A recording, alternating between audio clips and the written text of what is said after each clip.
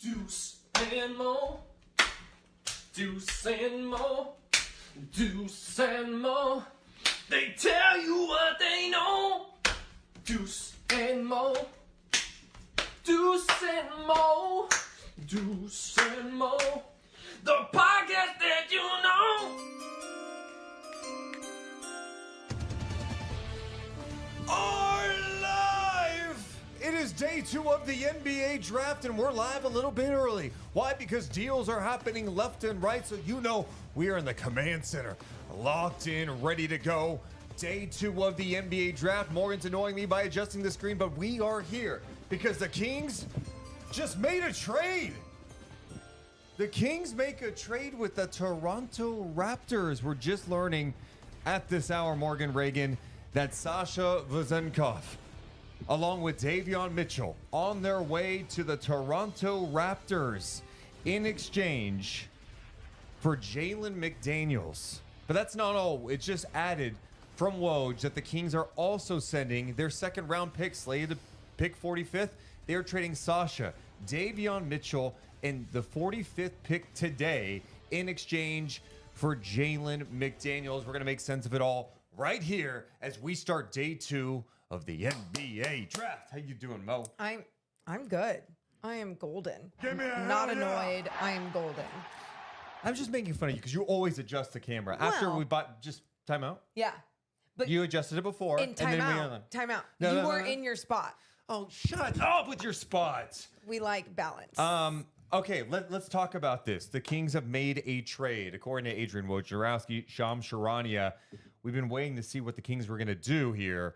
They've agreed to a deal with the Toronto Raptors. Davion Mitchell, Sasha Vezenkov on their way to the Raptors in exchange for Jalen McDaniels. So why does Sacramento do this deal? Why is Davion, Sasha, and the 45th on their way to Toronto for Jalen McDaniels? Well, according to Woj, this deal gets the Kings under the luxury tax and opens up a roster spot. So this move, in reality, feels like a cost-cutting move by the Sacramento Kings that allows them to get below the tax. They don't have to worry about that, which would allow them to use their mid-level exemption. That's like 12-something million in free agency or in another trade. So let's see what this all looks like. Correct. In return, they also get Jalen McDaniels, who's intriguing. Like, look, you need some length. He's 6'9", 7-foot wingspan, was in Toronto, before that in Philly and Charlotte. He's bounced around. His brother's Jaden McDaniels. You take a look at him, and he's on an expiring contract of $4 million. Some wing depth, but that's not like the solution at the wing spot for the Sacramento Kings. He didn't play a lot of games last year. Really had a down year with the Raptors. Yeah, and I think when you look at so much of this too, you wanted to find a way to shed some guards after drafting a guard last night in the first round. And this is the start of that. Remember, I mean, how many times did we say that yesterday? Oh my gosh, we love Devin Carter. Oh my gosh, there's 8 guards, 8, I think we ended up coming up with on this roster. You know, you got to make sure that that is not the direction you're going. This is the start of that.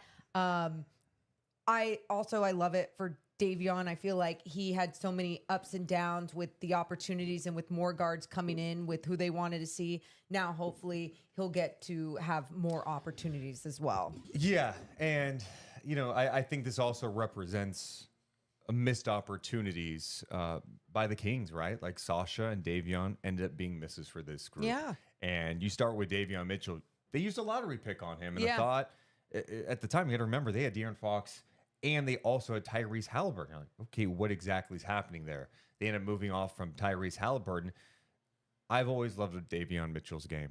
I love what he can do. I love how hard he works. He worked on improving his three-point shot this year. I thought he took great strides. He was deadly in the corner from three-point land. We know about his on-ball defense. The thing that limits him is his size. Absolutely. And I'm with you on this with Davion. He needs an opportunity to go out there and cook. And who knows what the Raptors are trying to do moving forward, but I think they'll give him a chance. More minutes and situational. He's one of those guys to me that can absolutely find a space in the NBA. And what is it going to be like too when the Kings end up taking on the Toronto Raptors and Davion, you know, knows the game of so many and is just up in their grill. So I guess my whole point is I love Davion over the years, and I'm excited for his future and what this brings him. And I'm excited though that it also sheds a guard off of this roster as well. I've also said about Davion, like, he needs the chance to get some more minutes. I'm not acting like this guy is going to be a star in the NBA, but I think he has more to give. And, you know, in his Sacramento time, it seemed like, until last year when the injuries happened, when Herter and Monk went down, it seemed like he was in there for 2 minutes and sitting in there for 2 minutes. It's so hard to build a rhythm. He's one of those guys that when he gets more minutes, he plays with more confidence. He's allowed to do his thing. He had a much better year, I thought, last year than the first year with Mike Brown. So I'm happy for him. I think he's going to be really excited about this opportunity to get a fresh start and to show what he can do out there, because I think he has more to give at the NBA level. I completely agree with that. And I love when players in the NBA get that fresh start, that new opportunity, a new situation, because it gives them a second chance at showing what they're capable of. And now for someone like Sasha Vezenkov, the ups and downs here in his 1 year with Sacramento, the hype surrounding him. This is why you do not hype people, because there's again, I think we were all excited to have the EuroLeague MVP, but you always wonder how that game is going to translate.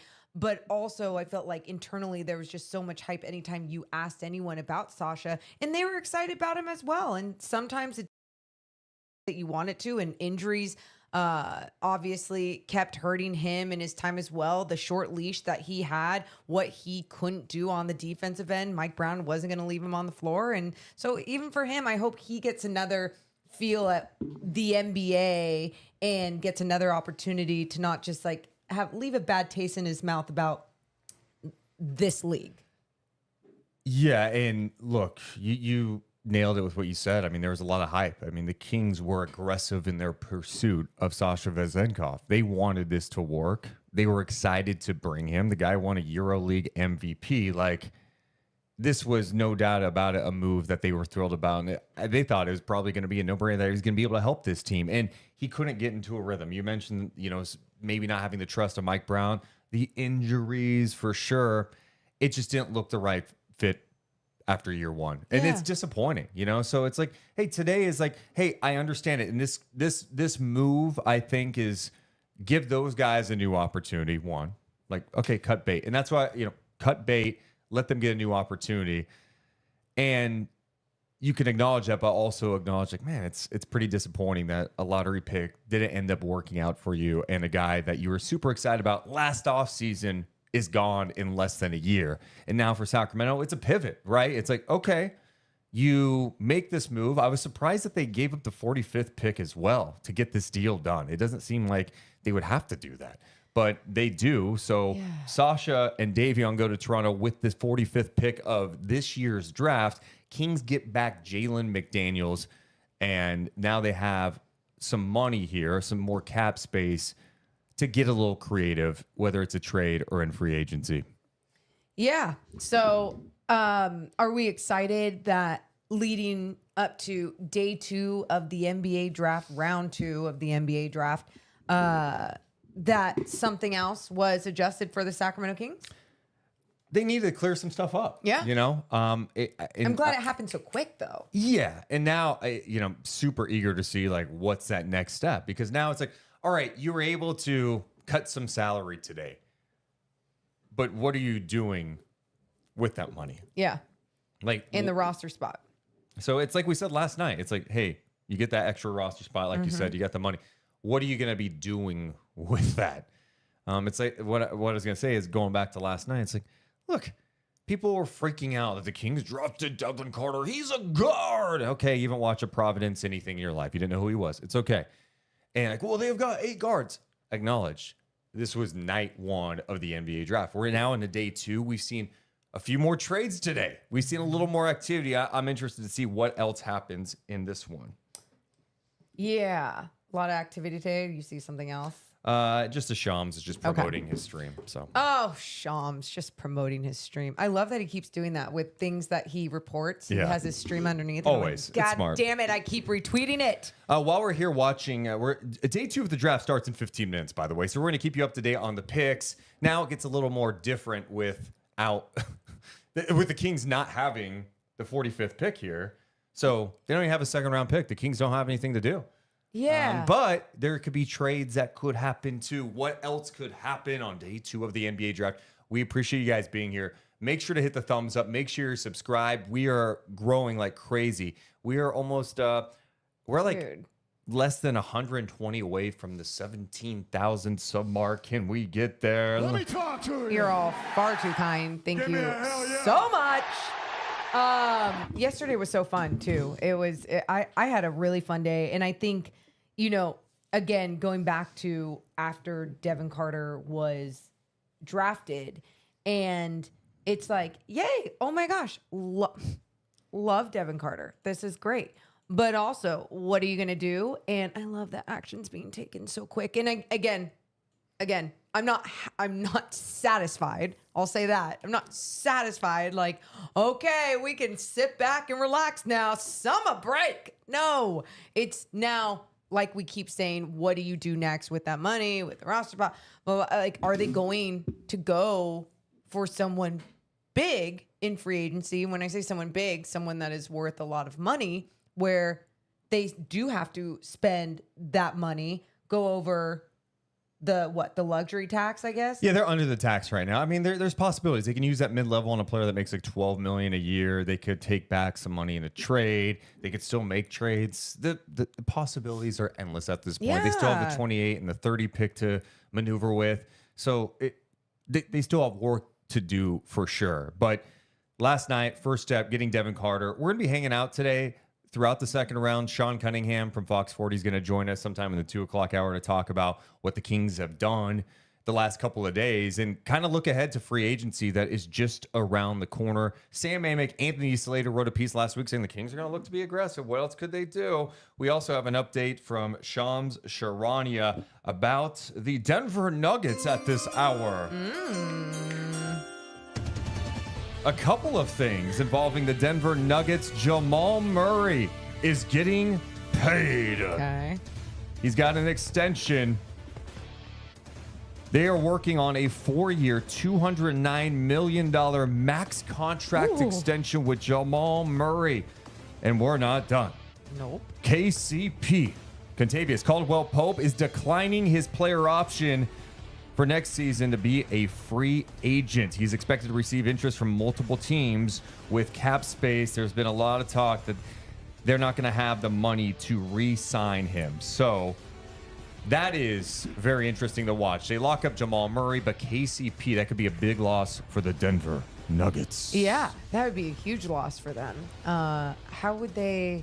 I mean, if they don't have the money, I mean, and you want to make sure that you are capitalizing on this time for Jokic and Murray. It's tough. It's like, do you just go into the second apron and say screw it? But he could go get paid a lot of money by someone else. So I say that because I'm not the one with the money, but at the same time, I don't. If I had millions, I would second apron that bet. That's why you look at what they did last night. They trade up to get Deron Holmes. They're going, hey, we believe this rookie on a rookie scale contract can help us, and now these are the moves we have to make. We have to hit on these draft picks and the minor ones because this is the new climate you are in with the collective bargaining agreement. Let's get some reaction from the chat because after a big trade or any trade involving the Sacramento Kings, the takes are hot. The takes are flying. I don't know why I got choked up. Okay. The Kings made a move today. Hell yeah. Just a few minutes before we went live, Adrian Wojnarowski reporting that the Kings have traded Davion Mitchell, Sasha Vezenkov, and the 45th pick in this year's draft to the Toronto Raptors in exchange for Jalen McDaniels. Some people are slamming it right now. People don't like it. And I've seen people in the chat go, cash considerations. No, they did not receive any cash back in this deal, but getting Sasha and Davion off the books and only taking back the $4.7 million expiring of Jalen McDaniels allows the Kings to have a little more cap space, not literal cash, cap space to go out there along with that roster spot and make an additional move via trade or free agency with some money. Because before this, they were in a tax situation where they did not have access to the mid-level exemption of $12.4 million. Now they do. So that's where the Kings are at this point. Now you can have a bigger conversation about asset management and how, you traded two guys with maybe lower value. Yeah. Would you have gotten more from Davion had you moved him at last deadline? I mean, but you can always do the what if. And that's the thing. It's about how do the Kings respond from this trade? This one in a vacuum, you're going, okay, cool. What do they do with the cap space? What kind of moves do they make? This is just another chapter in the story of the 2024 offseason. Chapter 1, Malik Monk and Mike Brown. Oh, okay. Chapter 2, they drafted a guard, Devin Carter. Wait, guy's 6'2", 6'8" 3/4 wingspan, an absolute dog.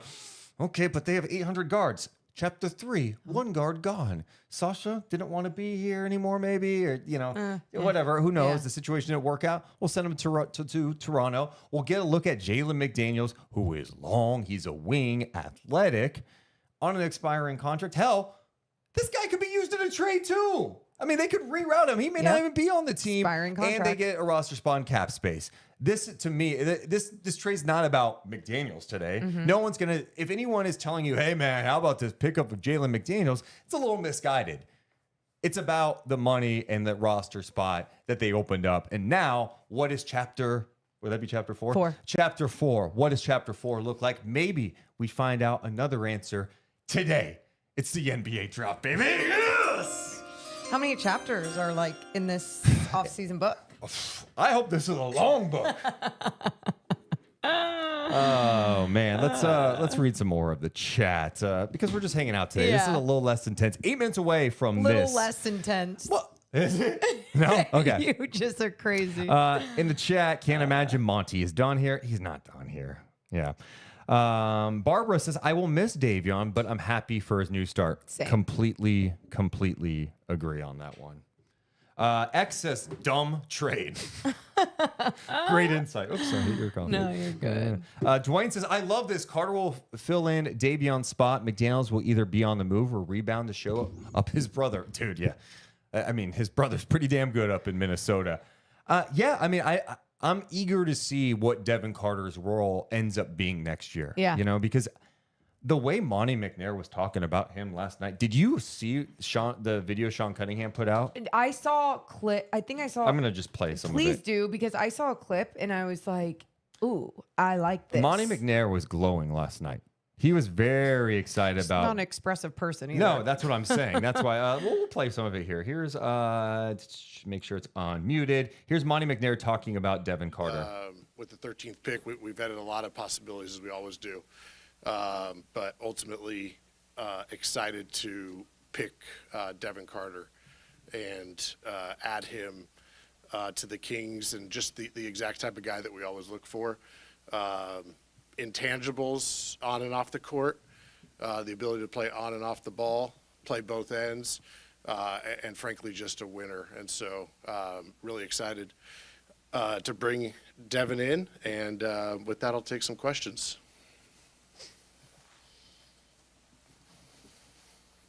Hey, Monty. Just when you think about just Devin and first landing on your radar, obviously, if anyone's watching college basketball, they know who he is. Just how soon were you guys made aware of him, and when you kind of started thinking that he'd be a good fit? Yeah, multi-year college player. Started at South Carolina before going to Providence, but certainly popped in the past. I think this year in particular took another jump. The kind of the heartbeat of Providence this year. Improved his shot. Somebody who's always kind of popped in both for our scouts and our analysts just because of all the things he does on the floor. But to add more scoring and shooting this year, I think was a big uptick. And but somebody was certainly on our radar before that. And are you able to maybe characterize just how the night went for you guys? I mean, I think there was a lot of people who were maybe expecting you to move or have some sort of movement, and maybe how much you guys have been on the phone and having those type of possibilities. Yeah, certainly an active night and active, few days as always, because you don't know how the board's going to shake out. You don't know what the opportunities are going to be. We do a lot of scenario planning, a lot of trying hypothetical. What are the decisions we might be facing? I think at the end of the day, Devin's somebody very high up on our board that we really weren't expecting to be there at 13, and so when he was there, we decided to pick it and add him to our group. We're excited.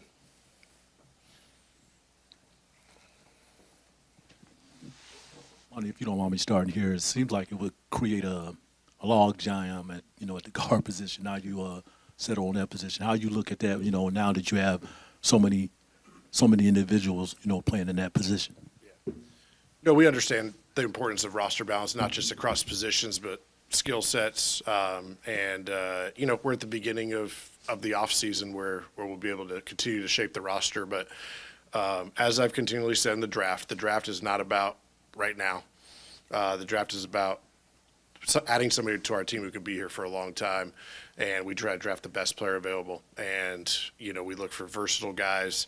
I mean, Devin Carter just checks all the boxes. If you watch the playoffs this year, there are a lot of Devin Carters out there. I'll put it that way. And so we try to find tough, physical, guys who can play on both ends, make a shot, score the ball, switch, guard guys, rebound. I mean, guy like that we couldn't pass up. So, we understand the rest of the roster and what we'll have to do there. But tonight was about that.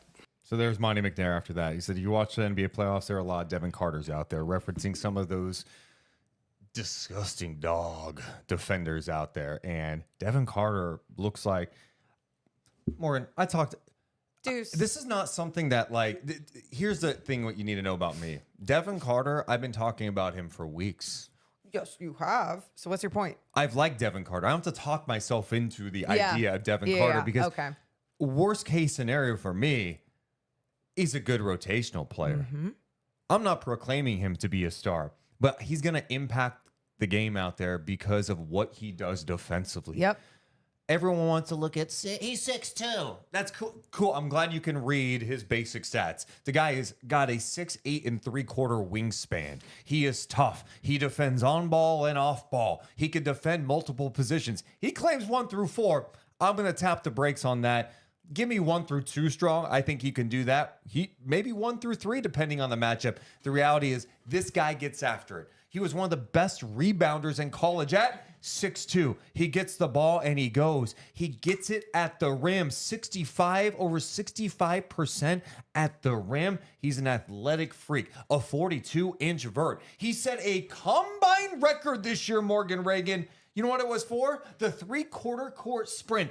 2.87 seconds. It would take you 1 minute and 37 seconds to do that, Morgan Reagan. This guy is doing it in 2.87 seconds. He is going to impact things for the Sacramento Kings. Do they have other things they got to clear up? Sure. Yes. This is what I told you earlier. We're just to chapter 4 of the 2024 Kings offseason book. Get ready to read ahead. How you doing? All right, going back to paragraph 2, sentence 3 now, when you were talking about just even the way that he scores in the paint over people was something that we talked about last night.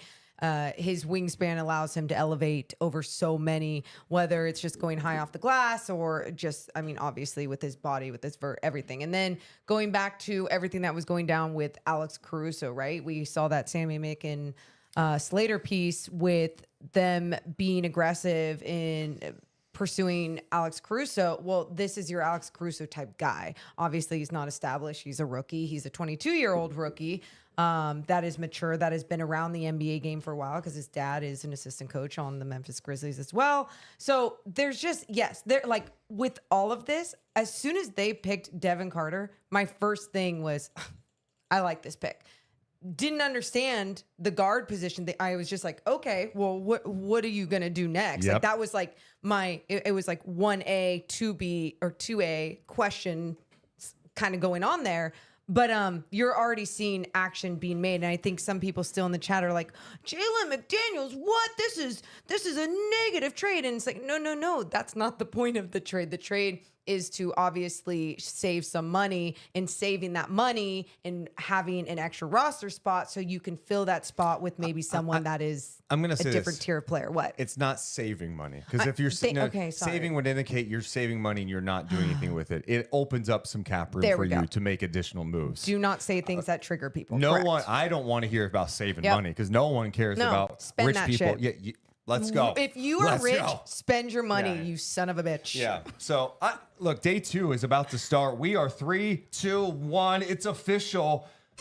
Yes, it is. Day 2 of the NBA draft for the first time ever. Second round is on the second day. We spread it out a little bit. We'll talk about the picks as they come in. Let's not pretend to be second round draft pick experts. No. We'll read the chat. We'll kind of keep an eye on what is going on with this draft. Do we have any trades that happen? We will keep you up to date. The Kings were slated to pick 45 in this draft. No more. That pick has gone to the Toronto Raptors in a trade that the Kings just made a little bit ago. Davion Mitchell, Sasha Vezenkov, and that 45th pick going to the Toronto Raptors in exchange for Jalen McDaniels, who's on an expiring deal, $4.7 million.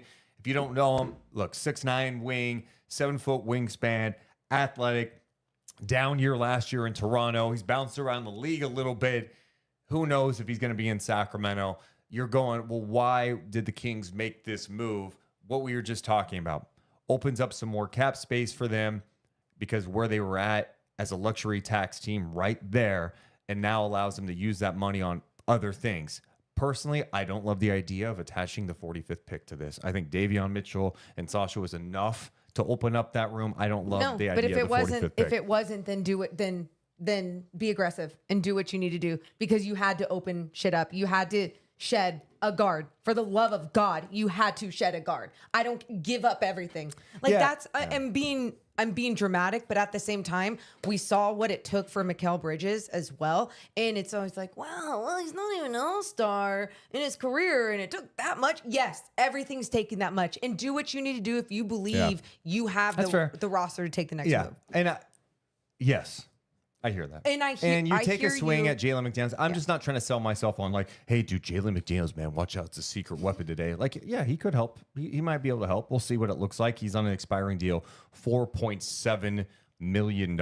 So he is, at the moment, part of the Sacramento Kings, Davion and Sasha on the way to Toronto. And I think for both of these guys, it's a great opportunity for a fresh start. Sasha's first taste of the NBA did not go well. You know, I think he was excited to come here. Obviously, he made a huge decision to leave a comfortable life where he was playing significant minutes. Coming to Sacramento, I think he's going to be a part of the rotation. He was in and out of the rotation, not getting a ton of minutes. Then he has a couple of ankle injuries, never found a rhythm here. We saw a very limited sample size, and you're going, what can you make of this? He's got his shortcomings for sure, but let's not lose sight of the fact that the Kings did invest a lot to go get him. They invested a lot of flights to go watch him and meet with him and to convince him to come over. So for him to be here less than a year, that's not a cause for celebration. I'm sure both sides are disappointed, but you do what's right. If he's not going to have a future in Sacramento, go give him a chance to create an NBA future. Yep. And now they give him that opportunity by going to Toronto. And I love that for him because I mean, talk about two really sweet guys, Davion Mitchell and Sasha Vezenkov. I mean, both really good guys. And so like when that comes into play, it is important to see these people get different situations and opportunities to actually play the game that they love, you know, that they work so hard for. And the opportunities might be there. They might not be there. Sasha's game might not translate enough to the NBA because of his lack of defense, but there's still so much there with him when it comes to his offensive abilities, when it comes to just obviously moving without the basketball, being able to crash, like spray through all the different things. It just wasn't happening here in the small amount of minutes. Yeah, and at the moment, like, it's not totally fair to look at it this way, but, you know, they add Devin Carter last night, and they, at the moment, have Jalen McDaniels in exchange. I know this is not the exact trade, okay? I'm just saying, like, you add these two guys, and the two guys leaving Davion and Sasha. Sasha, not the most athletic guy. We know this. Well, Jalen's obviously an athlete. And then when you compare Davion and Devin Carter, Devin just has some more size that the Kings could use with that long wingspan. Yep. And so you don't necessarily lose anything with that. I think, if anything, you gain a little more of an athletic presence from Devin Carter, the burst he has, the ability to finish at the rim, the size, the defensive versatility to defend multiple positions. So you go, okay, that's good. I'm with you on Davion. I've always been a fan. And you know me, I get sucked into dogs. And I think the biggest thing for him is now to get more of an opportunity. Yep. He's not a perfect player. Like, here's the thing, and this was a concern draft night when the Kings took him, is his size, right? 6'1", and not super long. He's strong as shit, and he'll get in the guys. It's fun to see, but that's going to be a shortcoming for him. He brings a lot to the table, and I think he's got more to give. I think you put the ball in his hands, see what he can do next year in a different environment. He's improved the three-point shooting. He can be a good player. All the things that he's improved on, I think he's become a better basketball player. And obviously, how he needs to utilize his size, which is sometimes just not finishing directly at the rim, working on your floater as well. So then you can do other things when you do eventually get into the paint on the offensive end. And then the defensive end, can you just keep getting stronger and stronger so someone can't back you down at all? Because I remember talking about this with Chelsea Gray on one of our pregame shows, and we were talking about Davion either on Jalen Brunson or even Devin Booker. And I'm like, he's so active with his hands. You'd think it would disrupt their dribbles. Just those two ball handlers, they're so good. And then they get to a certain spot and they shoot over him. She's like, as soon as I see someone smaller than me on the floor, she's the point guard. She's like, I laugh, get excited, turn around, pop. And I'm like, okay, that's the challenge. Yeah, okay. I remember specifically a late game situation where Davion's playing some good defense on Devin Booker. I mean, he couldn't have played better defense. Devin Booker said, "I'm going to make a shot because I'm bigger than you." Tom in the chat. Oh, Tommy boy. He just wants to let us know that without shoes, Devin Carter's 6'2" and a quarter. Oh my gosh, I didn't know that yet. But Tom. I love what Bobby Gerald said to us last night on our stream, hoopobsession.com. It's like you don't play basketball with you just your head, okay? Arms matter, right? 6'8". I love that you have that measurement. Here's one for you too, buddy. 6'8" and 3/4 wingspan. That's long. Breaking news. That's long. And he uses it. He averaged over a block a game the last 2 years at Providence. How we doing? One of the first things, though, when Deuce, probably months ago at this point, was like, "Hey, Morgan, what do you think of Devin Carter?" And I was like, tell me about Devin Carter. Like, what about him? And he's like, "Well, he's a guard." And Deuce starts with, "He's a 6'2" guard." And I said, I'm out. Don't you, I don't even need to see his game. I'm out. And he's like, no, just hear me out. Deuce and I sit down, go to the film room, and we're watching everything. And I'm like, holy shit, he plays way bigger than 6'2". Like, I just very impressed with not just his game, but the way that he carries himself. I'm like, he does not look 6'2". And so if you haven't even watched any of his games, or don't just watch highlights, but if you haven't watched any of his, go back and watch some. Yep. YouTube's easy. Go search it and then come back. And if you still feel that same way, you blind. We do have an update, by the way. And it's not exactly like, oh my God, earth-shattering stuff, but we do have an update from Sean Cunningham, our buddy who's going to join us in a little bit, on the Kings trade. And there's a little more to this, another wrinkle here. So the trade is Sasha, Davion Mitchell, the 45th pick in today's second round. In addition to that, Morgan Reagan, the Kings are also sending a 2025 second round pick, which is Portland's, and Portland's probably not going to be very good next year. So all of a sudden, this is expanded out where the Kings are sending 2 players, 2 second round picks. Portland's pick could be nice and high in that second round next year, to Toronto for McDaniels and space. So now you gave up a lot to do this. And I'm not saying it's franchise altering, but continue. Look, you gave up some assets here. What are you doing with it? Because now this is we're midway through chapter. Is this still chapter 4? We're still in chapter 4. You're coming to the end of chapter 4. All right, we're in chapter 4, and I'm adding this additional pick here. Where you're like, okay, and I know it's a second round pick. What's that mean? It's still an asset. These second round picks get moved left and right in the NBA. In fact, OKC gave up 5 last night to move up in the first round. So. Remains to be seen, but that feels a little pricey to me. When I'm looking at that, that's a little pricey. Yeah, and when I understand, again, because I'm with you on that, but there's obviously a bigger picture here. Yeah, you would think. It right, was right. Because if you have, I'm not saying that it's desperate that you had to give up 2 second round picks as well, but you obviously had to do a lot, right? And if you had to do that, you are really gearing up for something else. And I mean, I'm speculating here, but if that something else also becomes an almost, and Yeah, almost, yeah. then It's you're gonna happen. jeopardizing the future. You're doing so many. You got to make sure you're making shit happen. If you are giving up so much of the future too. Also, the draft, I said, it's officially here. ESPN has a countdown clock. It's still 4.5 minutes away. We'll keep you up to date on the second round of the draft. Any trades that happen, we'll continue to talk about the Kings. Sean Cunningham going to join us. We're going to bounce around, talk about league topics, whatever you have in the chat. Bring it. Give me a hell yeah. Yes. And if you have not done it yet, hit the thumbs up, hit that like button, make sure you're subscribed to this channel, get these comments going, spread the word. I got to close some windows and turn on the AC. I'll be right back. Okay, bye. Okay, hi, Jerry. Let's see. God, it's so fun. Some people that get like really mad or like toxic and weird. Like I get it. Like it's sports. That's kind of the world. But I don't know. I feel like it's very negative outlook. I mean, do you? Absolutely do you. But don't you think you're going to get like, I don't know, like it's going to screw with your health later on in life because you're getting pre-mad about things Oh, yeah, without can't be seeing the pre-mad. final picture of everything, you know?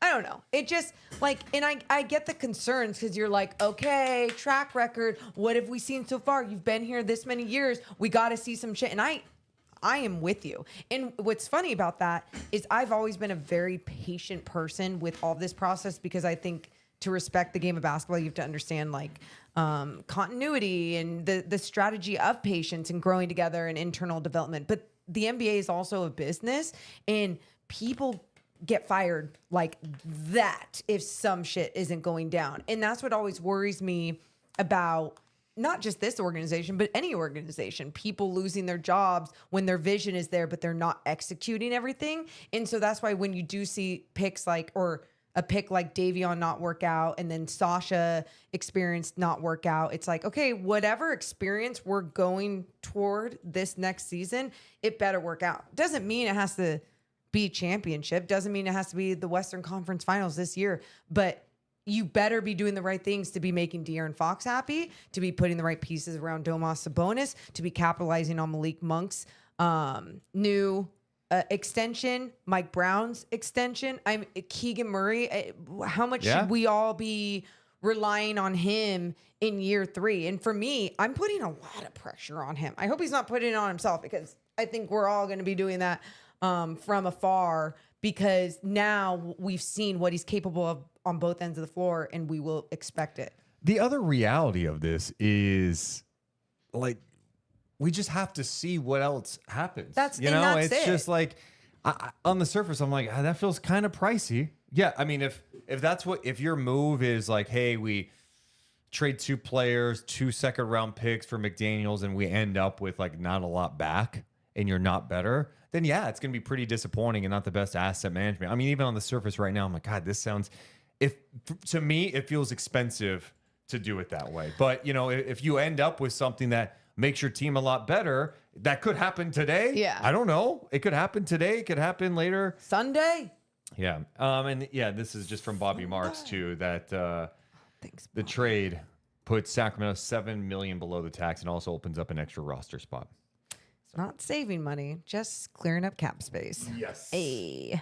Now you got to do something with that cap space. You got to hope that Oh yeah. hopefully you got to hope that you just you got to see how it shakes out now.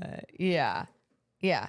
I mean, the thing is too, like these are the times where you start like thinking back about, man, what if you've done something different at number 9 instead of taking Davion? There's other guys on the board, Jalen Johnson, Şengün, and that's what you start wrapping your head into is like, okay, you took a swing at a guard when you had 2 other guards. That's what you look But at. And you have to 29 look at- other teams are doing the same thing with You're every gonna miss. single thing. Like You're gonna it's miss. just gonna happen. Now here's the difference. You only get so many misses. You know what I mean? And it's like when I was talking about this with you the other day, I'm like, gosh, every team probably just wishes they had a Sam Presti, just this guy who has navigated this whole system absolutely perfectly, the way that he is and his team has scouted basketball and also has done a great job with their internal growth. Oh, the second round of the draft for the first time ever. Day 2. It's here. 2 for the second round of the 2024 NBA Draft. Mark Tatum. Presented by State Farm.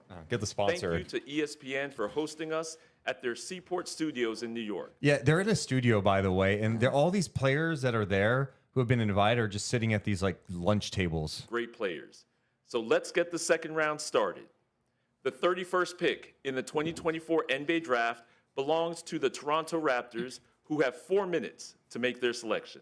Yeah, so this is a change from previous years. It used to be 2 minutes in between picks, but now that the NBA has gone to this new system of day 2s on, or that the second round is on another day. Yeah. They're going, you know what? Hey, teams, we'll give you a little more time. We'll give you a little more time. Why- So instead of 2, you get 4 minutes in between picks. The Raptors on the clock. Why would they double it? Why wouldn't they just be like, here's an extra minute? Yeah, just let it cook a little bit. Ratings. Well, yeah, but like yesterday was long. I had to pee. Morgan, I was hungry. Also, you're just not built for long streams like me. It's no, it's that's one not of your true because you weaknesses. got up to pee like 7 times. Okay. So the Raptors are on the clock here. The Raptors also have the Kings' 45th pick in this draft. So we'll see what they do. There's some interesting players that had first round potential, according to Sam Vecini. Kyle Filipowski is still out there. The big man from Duke. Tyler Kolek, the guard from Marquette, who led the country in assists per game, is still out there. Tyler Smith is intriguing. A 19-year-old 6'9" wing who might be a project. He was at G League Ignite. He's out there. Johnny Furphy is also out there at the moment. So we'll see what happens here as we start the second round of the NBA draft. I'm sure it's going to be a whole bunch of guys I don't know, and we will learn about them together along the way if we feel like it. That sounds great. Also in the chat, we'll read the chat as we wait too. Open Mike saying this is not about Jalen McDaniels. You're absolutely right. It's not about Jalen McDaniels. I think they'll be like, yeah, we could take a look at him. But again, I've said this many times today. We're going to be repeating ourselves because we're hanging out doing a stream. He could be rerouted at some point, involved in a trade. He has an expiring deal. So we'll see what it looks like for Sacramento. You know, on the surface, I'm not going to be like, oh my God, what an exciting day for the Kings. They made a trade. Sasha, Davion, and 2 picks go to Toronto for 1 player. I mean, on the surface, it's not exciting. It's about what else happens now. This, to me, seems like a move that leads to another move. Yeah. And we'll find out. And it better. Like, this isn't, you know what I mean? Like, that's where I think we're at. And if it doesn't, then shit's falling through behind the scenes. And my thing is, you can't get mad even about the 2 second round future draft picks being traded to Toronto. You can't get mad about this stuff because they have to get it done and mortgage some of the future. And I've never been like that before. And I am only getting there because I am seeing other teams find success with some of this. You can find a way throughout the year or whenever in the off seasons to try and get those trade for those assets back at some potential time. But like, yeah, it just depends what you do. I mean, that's exactly. all. I mean, if your move is like you did all this so you could sign Obi Toppin, it's not the most exciting thing. I like Obi Toppin. It's like, hey, we traded 2 players and 2 second round picks in the future, 1 today and the Portland's next year to get Obi Toppin. I don't think that's the most exciting thing, even if maybe it does make you better. I mean, but that's where Deuce. It's asset management, Morgan. It's I asset understand that, but you talk about asset management. It's not like the Kings roster right now that they have a whole bunch of pieces that like the NBA world is just like so excited to grab onto. You know what I mean? It's just that's where they're at with their pieces.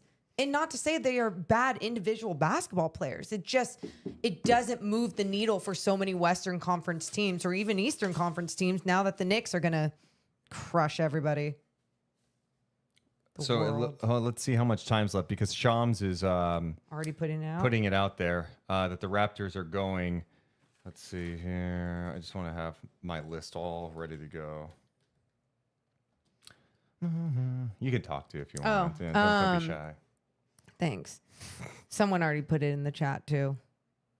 Well, it's Jonathan. I want to say his last name right because I feel like Mogba. Jonathan Mogba, who went to USF San Francisco, 4 years of college ball. Last year at San Francisco, he is a guy that some people have compared to Draymond Green a little bit. He is 6'6". Sam Vecini really likes him. He said, I wanted to come away liking him more because of the easy transition of offense game. It's easy to envision him as a safety valve for a team that has a ball handler who gets blitzed with 2 defenders, using his pass and finishing ability to hammer 4-on-3 situations.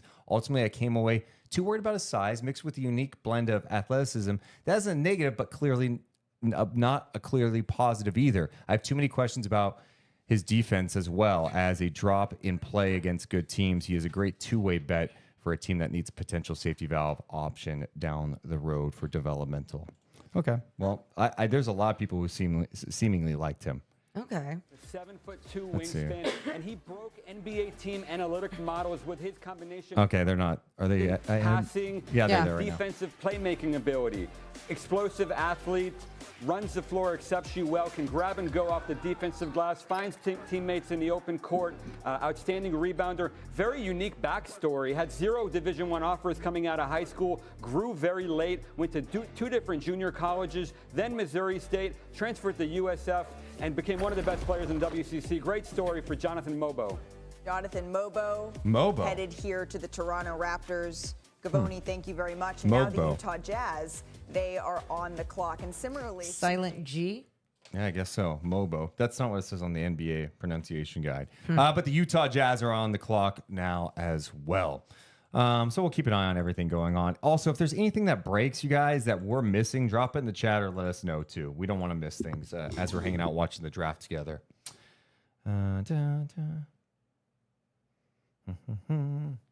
Scotty seems very happy about it. Yeah? Yeah, I'm just kidding. He said, ruined one player after another. Jimmer. Wait, the Kings ruined Jimmer? Isaiah, Halliburton, Davion, who's next? My goodness. Why are people so weird? I just, isn't that, I don't know. I'm just so confused with the amount of negativity. I don't know why I'm confused by it. Oh, we have someone who is anticipated to go in the first round. Will be going to the Utah Jazz. The big man from Duke, Kyle Filipowski, is on his way to the Utah Jazz. So that is the latest. Kyle Filipowski, a lot of people thought was a first-round guy. He's going to end up going to the Utah Jazz with the 32nd pick overall in this 2024 NBA draft. Dude, yesterday you look at all the mock drafts that people had and how they were just blown up by the fifth pick. This draft did it, man. This draft did it. It was very interesting. And then obviously Frank Mason had that tweet about the number 1 pick. How do you say his name? Ricochet? Yeah. Ricochet. Yeah, I was looking at what Utah was able to do yesterday, too, because I feel like they had a pretty intriguing day. You know, they got Collier at 29, man. I love them taking a chance on Collier. And they also got Cody Williams yesterday. Oh, yeah. So now they add Filipowski. So very busy time for the Utah Jazz trying to reshape things. Danny Ainge there. What's next for him? Okay, do they want to give up Lowry Markkanen at all or no? Yeah. And then you want to give him up? Yeah. Just like trade him? Also in the chat, Hamburger Dad, would you trade HB or Herter straight up for Cam Johnson? Yeah, I'm definitely interested in Cam Johnson. I like his size. The biggest question mark for him is, I think everyone looks at Cam Johnson, still thinks he's like 25, and it's like, no, I think he's like close to 30, right? Let's see. Cam Johnson. Maybe I'm aging him too, but 28. No, when's his birthday? Oh, March. Oh, okay. So Yeah, he's 28. 28. So I aged him. So some people say 26. I say 30. He's 28. I always feel like you look at his age. Oh, I thought he was younger. Anyway, the injury stuff is there. I just think he would be an upgrade at that 4 spot. He's got good size. He could shoot it. Good defender too. Yeah, and I love his knowledge for the game and just obviously his appreciation for pure shooters and just their techniques, the mechanics behind it and everything. I love a good little basketball nerd as well. Bad news, sour grapes. I don't understand your question. You said the same thing about Davion, Deuce. What happened with him? What do you mean? I'm not exactly sure what you're saying. Oh no, we're frozen. Hang on. God damn it. Why are we frozen again? Oh no, don't worry. Deuce has got this figured out. Wait, time out. Check out the face I have. You got screwed with a weird face both days. I'm too expressive. Yeah, I mean that, and you drink a lot of your water during. We know we're frozen. We know. People love the face. Dude, so we just got a new PC last week, and we don't know why we continue to freeze. And it is very frustrating because it messes up a lot of things. This happened quicker today, I feel like, than yesterday. Yeah, and I thought today I was working on it, and I felt like I was in a good spot with it, and apparently not. Apparently not. Don't worry, it's something that we will have figured out before the season starts. Until then, we will be frustrated. Yeah, we know we're frozen, guys. We know. Let's see. I'm gonna need some tech people to help me figure out this. Yeah, the Anna and Elsa podcast, y'all frozen. That's funny. Good bit, Justin. Not that funny. I liked it. I didn't. He's a dad. He has like dad jokes. Yeah, I can tell. Oh my God. Turn your AC down. Trust us, the AC is not hitting anything. Hi. Although, one thing I could try real fast. Yeah. Maybe it could go activate cam link. Oh, I see. I don't know. I just tried something. Yeah. That didn't work either. Keep trying. Hey. Hold on. Now it's fixed. There's going to be an echo. Oh, it's fixed now. Upgrade to DSL. Dude, it's not an internet thing, dude. Yeah.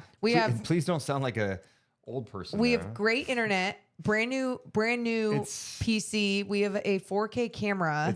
It's the way the camera is going to this program. I don't know what to tell you. So too close. Oh boy. Sorry about that, guys.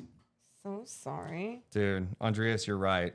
My IT hat was on for sure. And it's probably going to happen again. I'm just mentally prepared. I don't know why this is. If anyone is an expert with CamLink, Streamlabs OBS desktop, hit me up, deuceandmo@gmail.com. I'd love to talk to you. Because I can't figure out why this is happening. The USB thing, it's powering down. That's all checked off. It shouldn't have done that. So, bad news, sour grapes. I want to get back to your questions. You're talking about Deuce when they picked Carter. I don't. The only similarity between Devin Carter and Davion Mitchell is that they can both play guard in the NBA. Like if you're comparing the two, you just haven't watched Devin Carter, and that's fine. I'm not expecting everyone to be college basketball experts. I don't know all these prospects, but I spent some time watching Devin Carter play prior to the draft. I did a mock draft about a week and a half ago with some Grizzlies podcast. They were asking who I would take at 13 based on who was picked. I'm like, dude, I know Kings fans don't like this as much, but it's a guard, Devin Carter, because he possesses things that they do not currently have. 6'2", sure. 6'8" and 3/4 wingspan. His positional versatility as a defensive player. He could blow up screens. He navigates well. He is fantastic at closing out. The Kings were a joke closing out last year. And Mike Brown had to talk about how he had to teach it from an elementary level. It improved over the course of the season. You're not going to have to worry about that with Devin Carter. He's great at contesting. He's great defending on and off ball. He's a fantastic rebounder, especially for his position. Averaging nearly 9 rebounds a game last year in college. He attacks the rim. To be able to put pressure and get in the paint is important. So I think he's going to be a good pickup. And you want, I just see a possibility too of some 3-guard lineups where you have Fox out there with Devin Carter and Keon Ellis at times. That's disgusting. We also have an update from Shams. We mentioned Tyler Smith from G League Ignite. Looks like he is going to go number 33 to the Milwaukee Bucks. Also, I feel like I'm repeating myself on Devin Carter, but he's an athletic freak, dude. Yeah. 42-inch vert. 42-inch vert. What does that mean? He jumps really high. I think Fox is at a 40-inch vert. Oh my God. He's an explosive ass athlete. I'm looking for a man that rebounds. 6'2", 6'8", wingspan. Looking for a man that rebounds. Anyone? Any of the kids out there? I don't know what that means. Seriously? What? You haven't heard the famous TikTok, the viral TikTok? I'm not on I'm looking for TikTok a man in finance. 6'2", blue eyes, and then something else. I don't even know what it is. Someone in the chat was asking about offensive rebounds versus defensive rebounds. He averaged 1 offensive rebound per game, 1.2 the year before, so 7.7 defensive rebounds. Dude, I love the rebounding, and I love what Monty McNair said about the rebounding because I completely agree. When you do see someone that is rebounding that much, what? People are popping at that. Yeah. Mo, that's hilarious. Mo, that's hilarious. Because people get that. Because I'm cool, hip, young. Sorry, man. Sometimes people are in the... I'm looking for a man that rebounds. I'm just in the lab, man. I'm just in the lab watching, you know. So I'm keeping up with life as well Okay. while I school your ass on a basketball court. Hey! Bite your effing tongue. Do you think... prediction time here. The Kings have made 1 trade today. Sasha Vezenkov, Davion Mitchell, the 45th pick that I was kind of looking forward to today to talk about, and a Portland second rounder for next year on their way to Toronto for Jalen McDaniels. Do you think we see something else happen today? No. I want it, but I don't think it's going to happen today. I bet you it will happen Sunday. Sunday for free agency? Yeah. That's the start free. By the way, Sunday free agency starts at 3 p.m. Pacific time. We're going to be live from like 2 to 4-ish. And yeah. That's perfect. That is perfect. It's okay. And then we're probably going to hop on a little bit after that. So That's fine. it's free agency, Morgan. Buckle the hell up. Deuce is so disappointed because we have an engagement that is planned at Golden One Center where we are doing something really cool and we're talking to people and everything. I'm excited. We're talking to these kids who are winning scholarships. Yeah. And I'm super excited about it. I'm not taking away. But they planned it on free agency. No, but it's not their fault. No, it's my not. fault. When I saw June 30th, they said Sunday, June 30th. I'm like, I look calendar. I don't have anything on a Sunday. Sure, I'll go do that for a little bit. And then I was like sitting down doing some free agent stuff. And I go, free agency's on June 30th this year? Are you shitting me? I thought it was July 1st. Yeah. But either way, it will be fun. It will be a good way to break it all up too. And we were laughing because when we were talking to people that were planning everything, we're like, we don't know what's going to happen with Malik Monk. And it was assuming at that time that. Yeah. Because Malik Monk has a basketball camp at the same time. Yep. That day. So, yeah, but very cool. And so we'll be on 2:00 that day though, on that Sunday. I'm reading some comments. Oh my gosh. Be nice to each other in there. Let's see. Yeah, people in the chat, you guys I can't moderate this while we talk live, so you guys have to be nice to each other. I don't want to police this. Portland's on the clock at 34. So Well, the reason why you have to be nice to each other, it's just like because this is fun. Like there's real bad stuff going on in the world and like we're having fun here. Talking basketball. Thank you. Talking It's about like- players that no one knows sometimes. So like just enjoy the ride and Yeah. you can absolutely debate, but have conversations, communicate with one another, communicate with us. Also in the chat, someone was mentioning Jalen McDaniels' shooting numbers last year, saying how awful they were with Toronto. So he played 50 games with the Raptors. It's a limited sample size, but yes, he was 12 of 71 from 3, 16.9%. He shot 34% from the field. It was definitely a career worst year for him. But he's also has not been a three-point shooter at all in his career. For his career that started in 2019-20 with the Charlotte Hornets, since that time, he is shooting 32% in his career. So, Okay. I mean, I don't think if anyone's trying to sell you on McDaniels today, that's a tough sell. I mean, is there a chance that he can be a rotational defender for you, a good athlete? Maybe you're looking at that, but I also don't even know if he's going to be with the Sacramento Kings. He has an expiring deal. I'm sure that could be out there. I also saw someone in the chat saying, well, I mean, is Devin Carter for sure? Could he get traded? I'd be shocked, but I guess anything's possible. I mean, you heard what Monty McNair talked about last night with him. It seems like there'd be no chance. Yeah. Seems like he's going to play a big role with Sacramento, but who knows?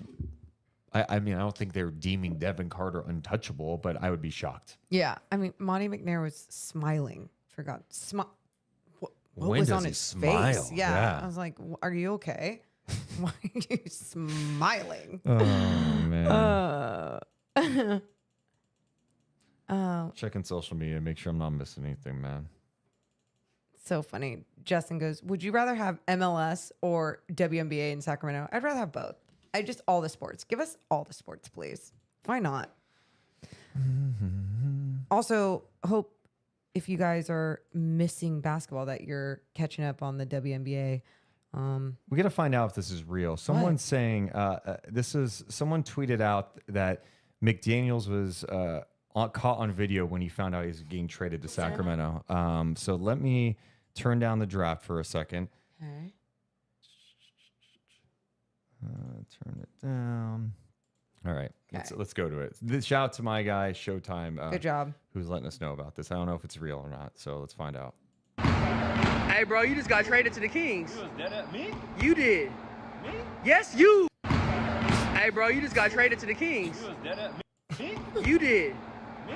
Yes, you. Okay, by the way, can I just say how much I love that? He's clearly the only person in the shot. Yeah. The guy goes up to him and is like, hey, you just got traded to the Kings. He's like, me? There's no one by you, Jalen. Hey, bro, you just got traded to the Kings. You was dead at me? You did. Me? Yes, you. But whoever is filming has a phone, and what if they're like, it's alive, they're talking to someone else, but That either is way. hilarious. That is really funny. Oh. That's ridiculous. And they cut off everything else. Yeah. Just in case he's like, not sad, but it's like it's like sad when you just gotta pick up and leave.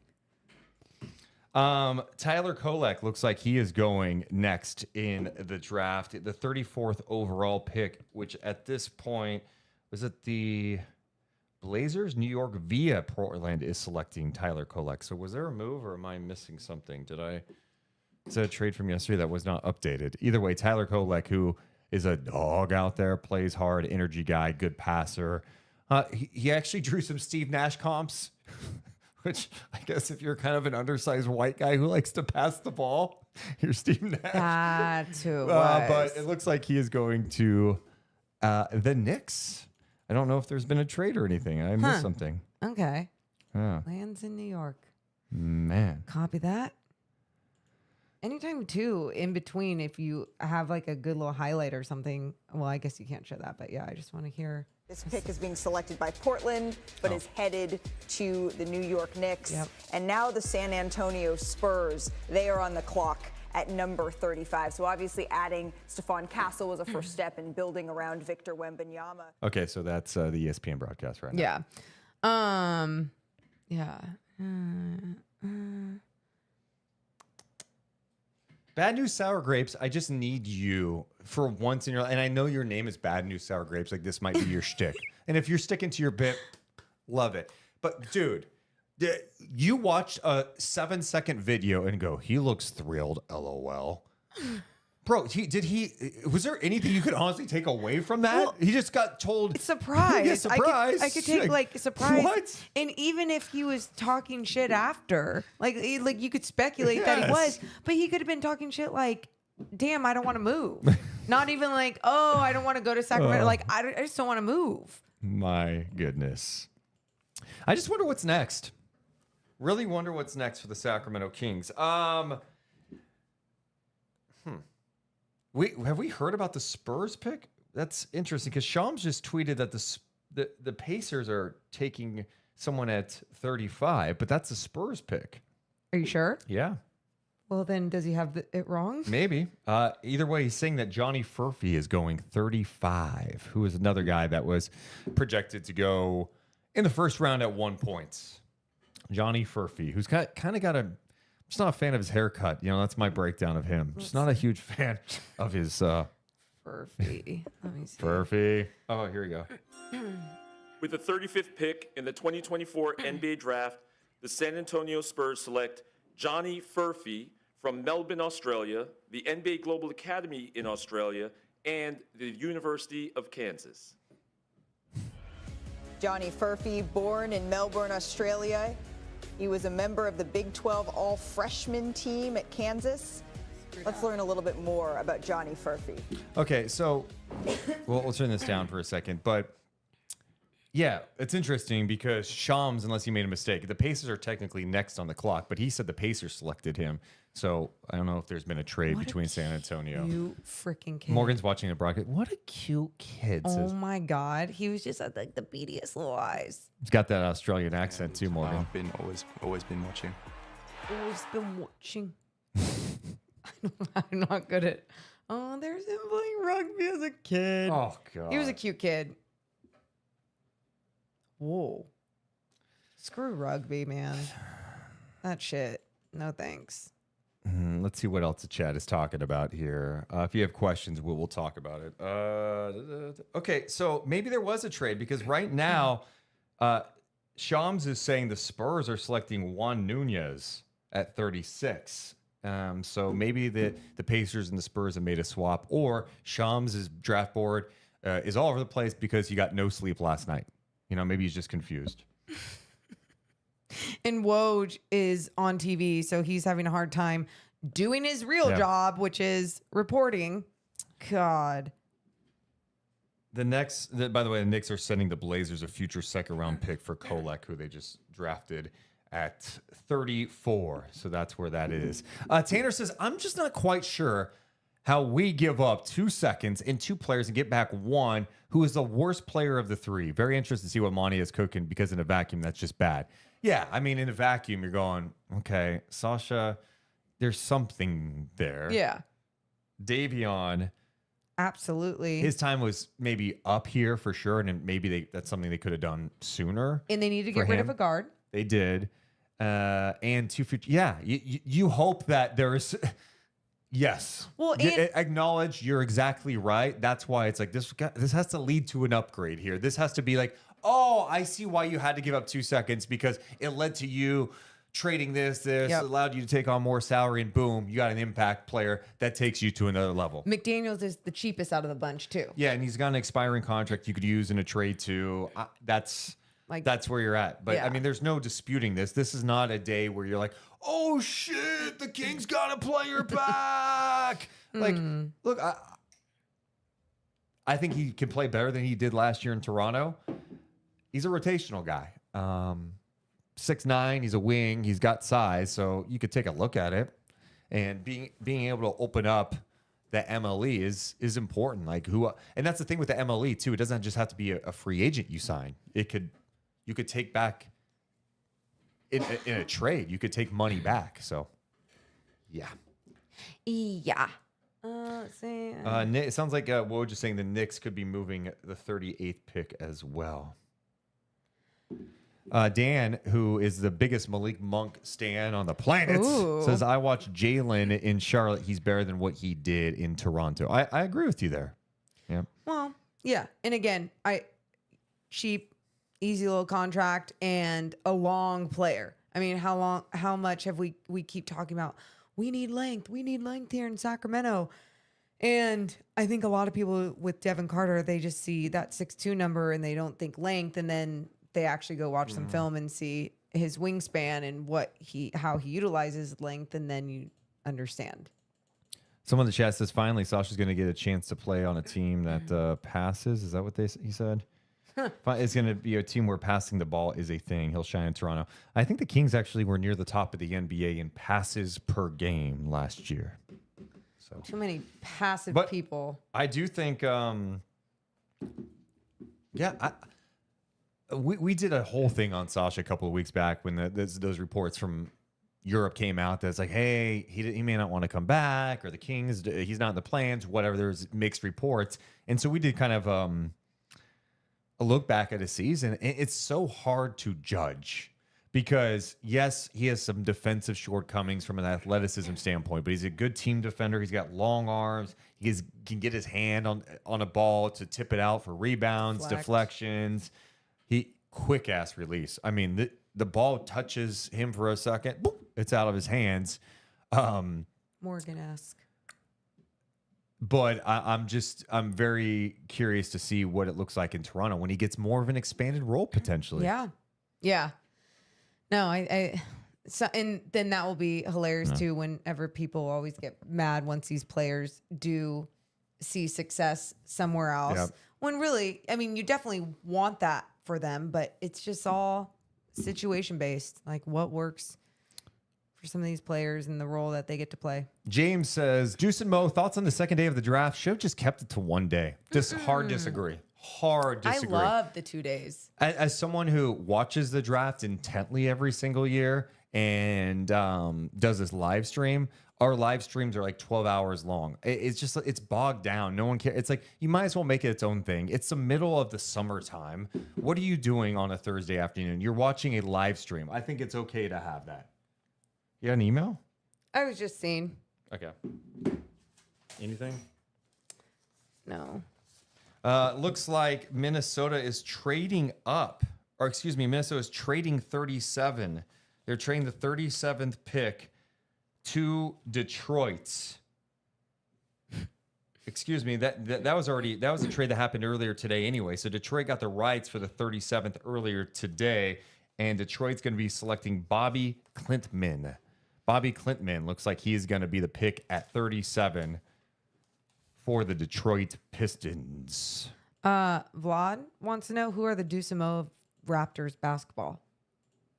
The Deuce and Mo of Raptors basketball? Is that a Sasha fan in there? I don't know. Listen, I'm assuming.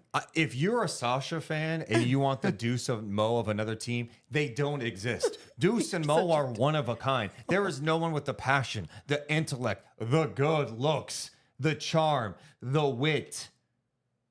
Do you have anything you add? No. I was just going by me first. Yeah, I know. You're not finding that in Canada. You're not finding that in LA, Dallas, San Antonio, Orlando, New York, Brooklyn, any market. You will not find a Deuce Mason. You will not find a Morgan Reagan. So go ahead and try, because you won't.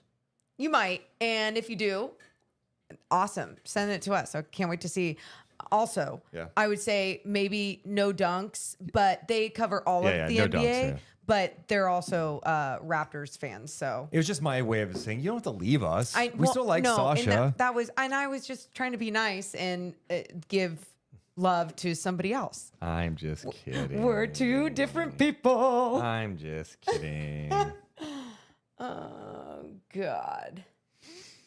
Let's see. Deuce and his WWE promos. So I'm having fun seeing some of these little trades or whatever. I need a little more action though. I need a little more than just the Kings thing from today. I mean, there was a lot of stuff going into today that was going down. Little things. Yeah, nothing that exciting though. I know, but you would be excited about it right now if it happened right now. Here's my question. So now with this, do you think Monty is preparing for something big? Yes. Like no, and I'm not. There's levels to this. Yeah.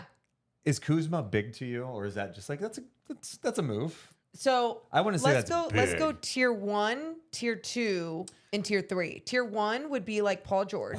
Could you let's hold this for and a second. Kevin Durant.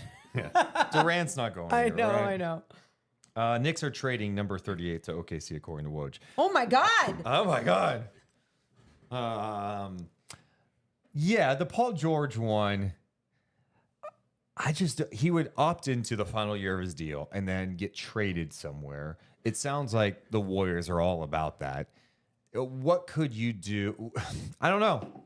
Right. It's a risk, dude. I love Paul George. And if he ends up getting moved to Sacramento, which seems like the odds are against that. What do the Clippers want from the Sacramento Kings is my question. Well, I'm going to follow that up with a question. Okay. He can just walk then if you want. You could just walk and you get nothing back. Bye. But what if there's other teams that are willing to offer more stuff? But if Paul George is opting in, he is orchestrating where he wants to go. This is going to be with the team. It's like, hey, I'm choosing to go to Golden State or Sacramento. You can work out something with them. So it's not going to be Sacramento unless he's like big on staying in California for some reason. He's from Fresno. He went to school at Fresno State. He's a small market guy. Played with the Pacers. He played in OKC. If for some reason, I mean, I'm not worried about that. I'm more like if there's a reason why he's like, I want to stay in California and it doesn't work out with the Golden State Warriors. Sure, maybe something like that. That's tier 1, right? I want to spend more time on Paul for a second. Oh, what? It's just not like what makes you even believe like I'm not. I'm saying we're just going over it. We're doing a live stream on day 2 of the NBA draft. No, we can cook a little that's so great cooking, and I just am. My thing is like, here's my question to you then: Why would he want to come to Sacramento? Like I just gave maybe he wants to stay in California. Maybe they are willing to do something crazy, and with the trade and cap space, they will give him the deal he wants. And you don't think Golden State would? Maybe they would. Maybe he doesn't want to go to Golden State. Maybe he's like, I don't want to play with those old guys. Why wouldn't you want to play with Steph Curry? Because Steph Curry's old. I mean, I don't know. I mean, Steph effing Curry. That's fine. But maybe he's like, I'll go play with De'Aaron, Sabonis, Keegan. I like what they're doing. I don't think it's happening. You're trying to put me in this position like I'm like saying it's going to happen. No. You just said we're on here cooking, and so that's why I'm making you talk about it. So why would he? I don't know. That's what I'm saying. It's unlikely. But I'm just trying to figure out more like, should the Kings even try to do something like that? Because if you're trying to give him a significant amount of money, and he's 34, 35 years old. That contract, if you give him a 4-year extension, he's going to be 38 years old. Yeah. Damn. I mean, okay, that's tier 1. He's in tier 1. Anyone else in tier 1 with Paul George? I think Brandon Ingram's tier 1. That's fair. Brandon Ingram's tier 1, and his situation is... I love Brandon Ingram. You're going to have to give him an extension too, but he's much younger than Paul George, so... He has his years that he doesn't play all the time. No. He's definitely there's definitely a risk. There's no doubt about it. I do want to do one edit real fast because Sean Cunningham's gonna be joining us soon. You do, and it's gonna be on the frozen screen from before. So hold on. Let me switch this. Oh my dear. This is what happens when equipment messes up. I'm gonna go over behind the scenes of stuff. While you do that, I'm gonna talk about myself. Okay, so Brandon Ingram. Let's see, his last 3 seasons. 64 games, 45 games, 55 games played. 26, turning 27 years old. Yeah. Love. I love. But you're paying someone that you can't guarantee is going to be on the basketball floor all the time. Not to say that wouldn't be the same thing with a Paul George. Yeah. Who's older. Exactly. Yeah. We keep going down the list of just tier 1. So now if we go to tier 2, and I put someone like Kyle Kuzma, even. Kyle Kuzma is barely at that tier 2. He's not, he doesn't move the needle for me as the player he is now, but putting him under a different system and with a coach like Mike Brown and around players like De'Aaron Fox and Domas Sabonis and Keegan Murray, does it change anything? I don't know. Maybe, but do you take that risk, especially if it's that tier 2? I know a lot of people are like, no, Goose, no.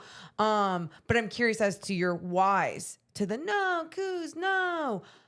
Because you look at his body size. I mean, he's a wing and the Kings need a wing. Give me another wing then that you are not booing, that you're excited about, that is possibly available. And then maybe it's just you just go, you know what, we're not going to go with any of those. We'll go with Bobby Portis. Well, he's more of I'm just going to play a 4. I put Bobby Portis. He's definitely tier 3. I put Bobby Portis and Obi Toppin in that tier 3. And I would effing love a Bobby Portis. The Bobby Portis, not the Bobby Portis. I would love to have him on the squad. Having that type of toughness with these guys would be amazing. I mean, absolutely, yes. Mark put a good one, Tobias Harris. Another guy that you'd be paying a lot for. But again, we're talking about all these guys are being paid a lot for. And it's so funny how people go back and forth on Tobias Harris, especially when he has a little bit more of a down year or whatever. And I think it's situational for him when he was playing with James Harden and wasn't seeing the basketball as much to a time when James Harden wasn't there. And then he was doing it, being able to do a little bit more. I love Tobias Harris. I think he's a really good person, has a really good attitude. Absolutely, yes. I like Tobias Harris too because of his size. He's coming up. Here's the thing with Tobias Harris. He gets shit on a lot, especially his playoffs wasn't good. The end with the Philly. He made $37 million last year. Mm-hmm. That's insane. He's not, when you go, $37 million? Yeah. You know, what is he going to get paid on the open market? Yeah. 37%, career 3-point percent, but last year was 35. I think when you make the case for someone like Bobby Portis or even like an Obi Toppin, you're looking at someone that they're not like, hey, we got to get the ball in their hands. Like they need touches. We got to give them like they're capable, but they're like not. It's not a Brandon Ingram, right? That would allow Keegan to still do his thing. Mm-hmm. I think when you start talking about adding like a Paul George or an Ingram, like Ball heavy. It's the dynamics change a little bit. Even Kuzma, like is Kuzma going to take a? I thought the best point on our stream last night, I think Bobby Gerald made, is like, is Kuzma cool with being potentially the fourth option in Sacramento? Probably not. You know, is Jeremy Grant cool with being potentially the fourth option in Sacramento? And I say probably not to Kyle Kuzma, and then I push back a little bit to him and Pernille last night about, well, like he got to play some of the worst basketball with Washington. Like the grass isn't always greener when you get to be the guy. Do you want to play good basketball as a team, or do you just care about yourself? And I think he does care about himself a lot, but can that shift as you grow and mature? Who knows? A couple of things. OKC is picking AJ Mitchell at number 38 in the draft. OKC sent the 40th pick in cash to New York for AJ Mitchell. So that's the update there. It looks like Jalen Wells is getting picked at 39 by the Memphis Grizzlies. And Open Mike, you say Ingram or OG Anunoby type players are ideal. Well, OG is obviously going to re-sign with the New York Knicks. And even with Brandon Ingram, you know, we get excited about him, his body type, and him as a player, that type of player. But even him alone, like you look at the amount of games that he's played in the last 3 seasons, it's what scares me about adding another tier 1 piece. And by the way, would do it if it made sense. But what scares me is that, especially with some of these tier 1 names that we are talking about, the amount of games that they play season to season and how maybe it would be such a drop off of the identity of what the Kings style of basketball is without that player, that would always make me a little bit nervous. You know, like the depth, I feel like, isn't completely there. Unless your depth is like Bobby Portis and you got Paul George as well, but that's not the case. Bobby Portis would be fun. The one thing I'm curious about with Milwaukee, and I know things are changing with the Milwaukee Bucks, right? They're trying to pivot because of salary cap implications. Bobby Portis is like, he's the heart to that team. I'm not going to say he's the heart. He's a very important voice on that team with this toughness, his energy. The fans love that guy here. And it just seems so weird that they would get rid of him when he's got a pretty reasonable deal too. So that's why I'm like, I don't know if I see that.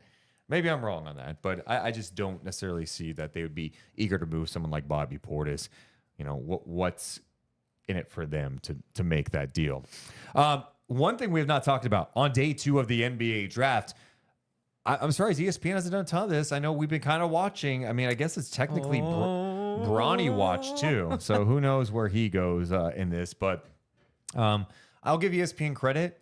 It doesn't feel like they have let that dominate the conversation today, because I was going to be really disappointed if you turned on the second round, it was all Bronny, when there's all these second round guys who are there and they deserve this moment too. This is for them. So, you know, ESPN messes a lot of shit up with their NBA coverage. I'll say this, so far it seems like they're doing a good job with the Bronny stuff. They started their broadcast with Bronny, and as soon as I saw it, I was like, are you shitting me? Is this what we're doing? But they touched on it.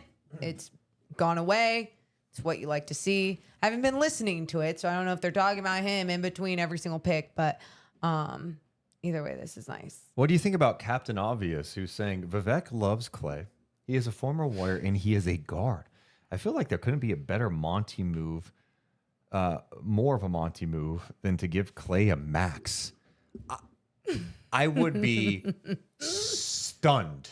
I would be absolutely stunned if that happened.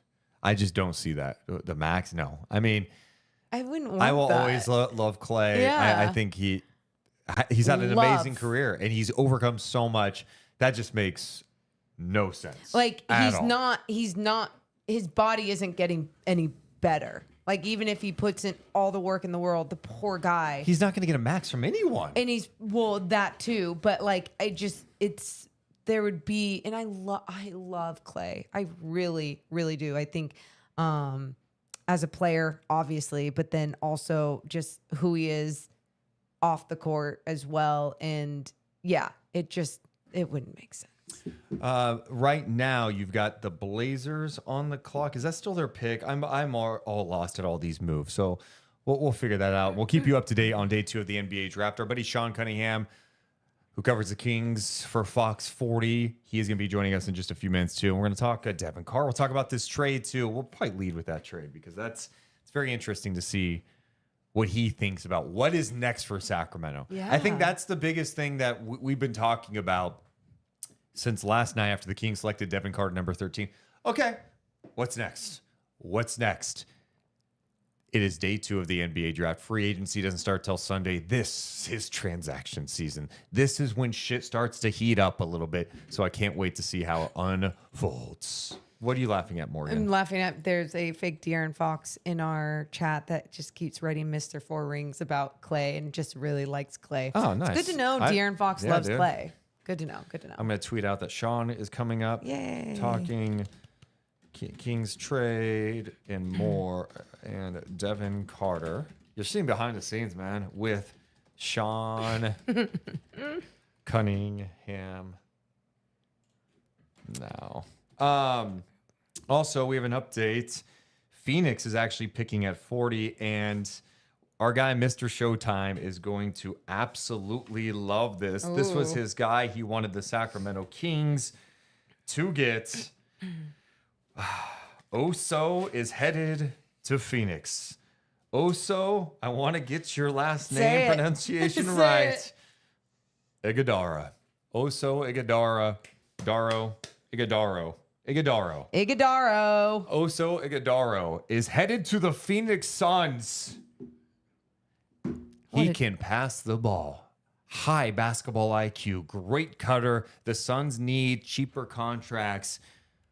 Yeah, this is, again, a swing that you take that I think could pay off for them. A lot of people like him in the NBA draft. Congratulations to Showtime, who's been talking about him for a long time. That's funny. The Kings are breaking down the Devin Carter's outfit from last night and how he had no undershirt, and he said that's because that's what the Florida boys do. And, okay, his sunglasses. And then his sunglasses, custom Cartier shades. Wow. With chrome hearts, diamond embellishments. Wow. Okay, they look, very, very Kingsy. Let's see, the new hat, draft era. They're just promoting a hat now. That's just a sponsorship thing. You know that. Sorry. I'm so sorry. I do like the tan of the hat. The Suns are trading the Knicks 51 and 56 according to Woj. So the Suns take a chance on Oso and Ryan Dunn in this draft. I'm gonna get an update on our poll question. Who would you want in a dream world if you're a Sacramento Kings fan? PG-13, Brandon Ingram, Kyle Kuzma, or Cam Johnson. We got a close race. 37% of the people who have voted thus far say Brandon Ingram. 28% at Paul George. Kuzma's at 19. Cam Johnson at 15. I only had room for 4 options, so I couldn't put Bobby Portis. Also, someone in the chat, I think Don James mentioned this. We got a ton of people watching us live. We got to get more thumbs up. We need a thumbs up train. Hit the like button, hit the thumbs up. All it does is help more people see our channel, help the channel grow. Oh, and also make sure you're subscribed. Jeremy Grant, I'm sorry, I couldn't put all these people on. You can't be mad at me. What are we doing? All right, Sean Cunningham's going to be joining us in just a second. He's getting logged in here. And hopefully I have this all set up right. Sean. Let's hope that I don't freeze this time. If my camera shot freezes this time, what are you going to do? I'm done. It's right. Sean Cunningham. Let's see if I have it set up right. Oh, so no, close. I don't. Sean, this is my fault. Yep. Don't. Don't worry. Deuce is gonna make it better. Hi, Sean. Hi guys, can you hear me? Yeah, we got you. Sorry, let me turn this phone, this stupid phone. Stupid phone. Hi, y'all. All right. Let's see. I just want to get this all lined up. Yeah, This is why I should just start using StreamYard again. Because this whole customized thing I have to do on the fly. I thought it was all fitted, and then I have to go here. This is what's so fun about a live stream. Sean Cunningham, how are you doing on the second day of the NBA draft? I'm okay. I'm just trying to. I was trying to mess with you too a little bit there, trying to move my camera. No. I feel like it's so close on my face. That's just. I feel like I'm right in your kitchen. No, I'm okay. How are you guys? We're good. It's been a. Why are you just okay? Because you're just busy reporting everything? No. It was purely selfish. It was. I could. You really want to know? Is this a personal thing that we don't care about because it's the draft? Oh my God. Well, I'm just asking. Oh, wow. Yeah, I didn't know. I mean, I care as long as it doesn't bring us down. No, I'm good. You know what's tough for me, and I don't know if people. This is kind of a personal thing, because it goes from. I'm so used to a schedule where sometimes, typically days off for most people end up being like, oh, you get back-to-back days off, right? You get a weekend off, perhaps. For me, I sometimes split my days off, and I actually like that because, you work 3 days, and sometimes those days can be kind of grueling. You're like, oh God, I get to look forward to a day off, right? Yeah. And you can kind of position them to where you're like, oh, if you get off early, like maybe you work a dayside shift, have the evening free, then you go into a day off. So then that kind of feels like a mini weekend. I always feel like if I have back-to-back days off, which I did kind of like on Monday and Tuesday of this week, that when coming back, I just feel like, oh, like that was a mini vacation. So yeah, I feel all right. It was just kind of just jumping back into it. And yeah, yesterday was a long day. Today's gonna be a long day. Tomorrow's gonna be a long day. I mean, these are long days around the draft. And I think it's just kind of the first of several weeks of I see you guys. You know what I'm hearing? No, you know what I'm hearing? No, you know what I'm hearing this here? guy's about to be a dick. You know what I'm hearing? Oh, I know. It's okay. I'm so tired. I'm not. No, He's not no. even saying that. It's so busy.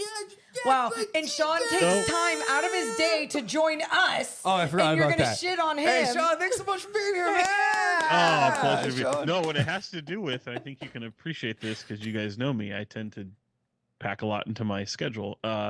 I'm literally turning people down to do very fun things, and it's pissing me off. So when you are asking me how I'm doing, I'm like, yeah, I'm all right.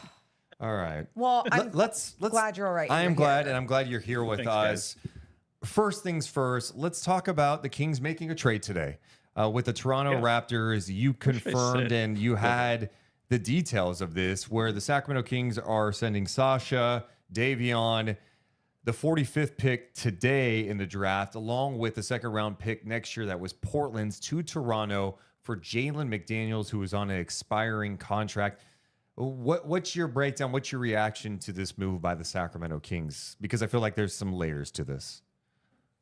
Yeah, I think there's several layers. I think when you saw what they picked yesterday in Devin Carter, and you realized kind of the roster makeup, you go, okay, well, you got plenty of offseason left to kind of make this all work. And I think people were thinking, hey, they're going to make a trade, and they're going to make a move. And then you hear from Monty McNair yesterday, and I think some of the comments that he had were, pretty.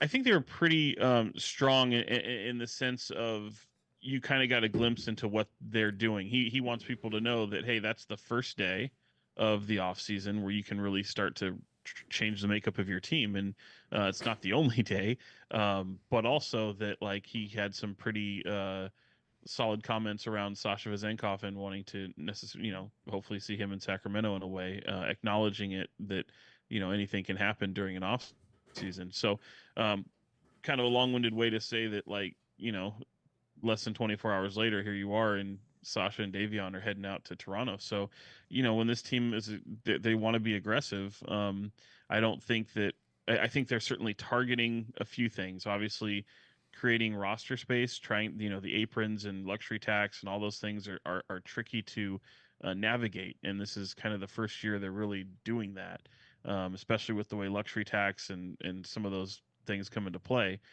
The other part of that is you've got two players that are a little, I don't want to say disgruntled. One probably disgruntled with, he voiced it as much. And I think Davion would just kind of be more chalked up to victim of circumstance, and certainly some of the players around him and the type of style that they want to play. And he had a little bit of an up and down season last year, so a little bit of odd man out scenarios for Sacramento. But also the other layer is Sacramento needs to get longer, and they didn't do that last night, even though they have a player in Devin Carter who tends to play bigger than what he is. And for people who don't know, I mean, you're talking about a guy with a 6'10" wingspan at 6'2". And Sean's giving him another inch and a half. I like but it. I kind of, you know what? By Sunday, I'm gonna be like, this guy's got a 7'3" wingspan. Yeah, I think it's like 6'8" 3/4, but it doesn't matter. He is definitely long for his position. Yeah, it's funny because P3 down in SoCal, they have him at 6'10". I know the combine had it at 6'9" and some change, so I think P3 is what kind of rounded up. So I'll round up because interesting. It's in the best interest of the player, maybe.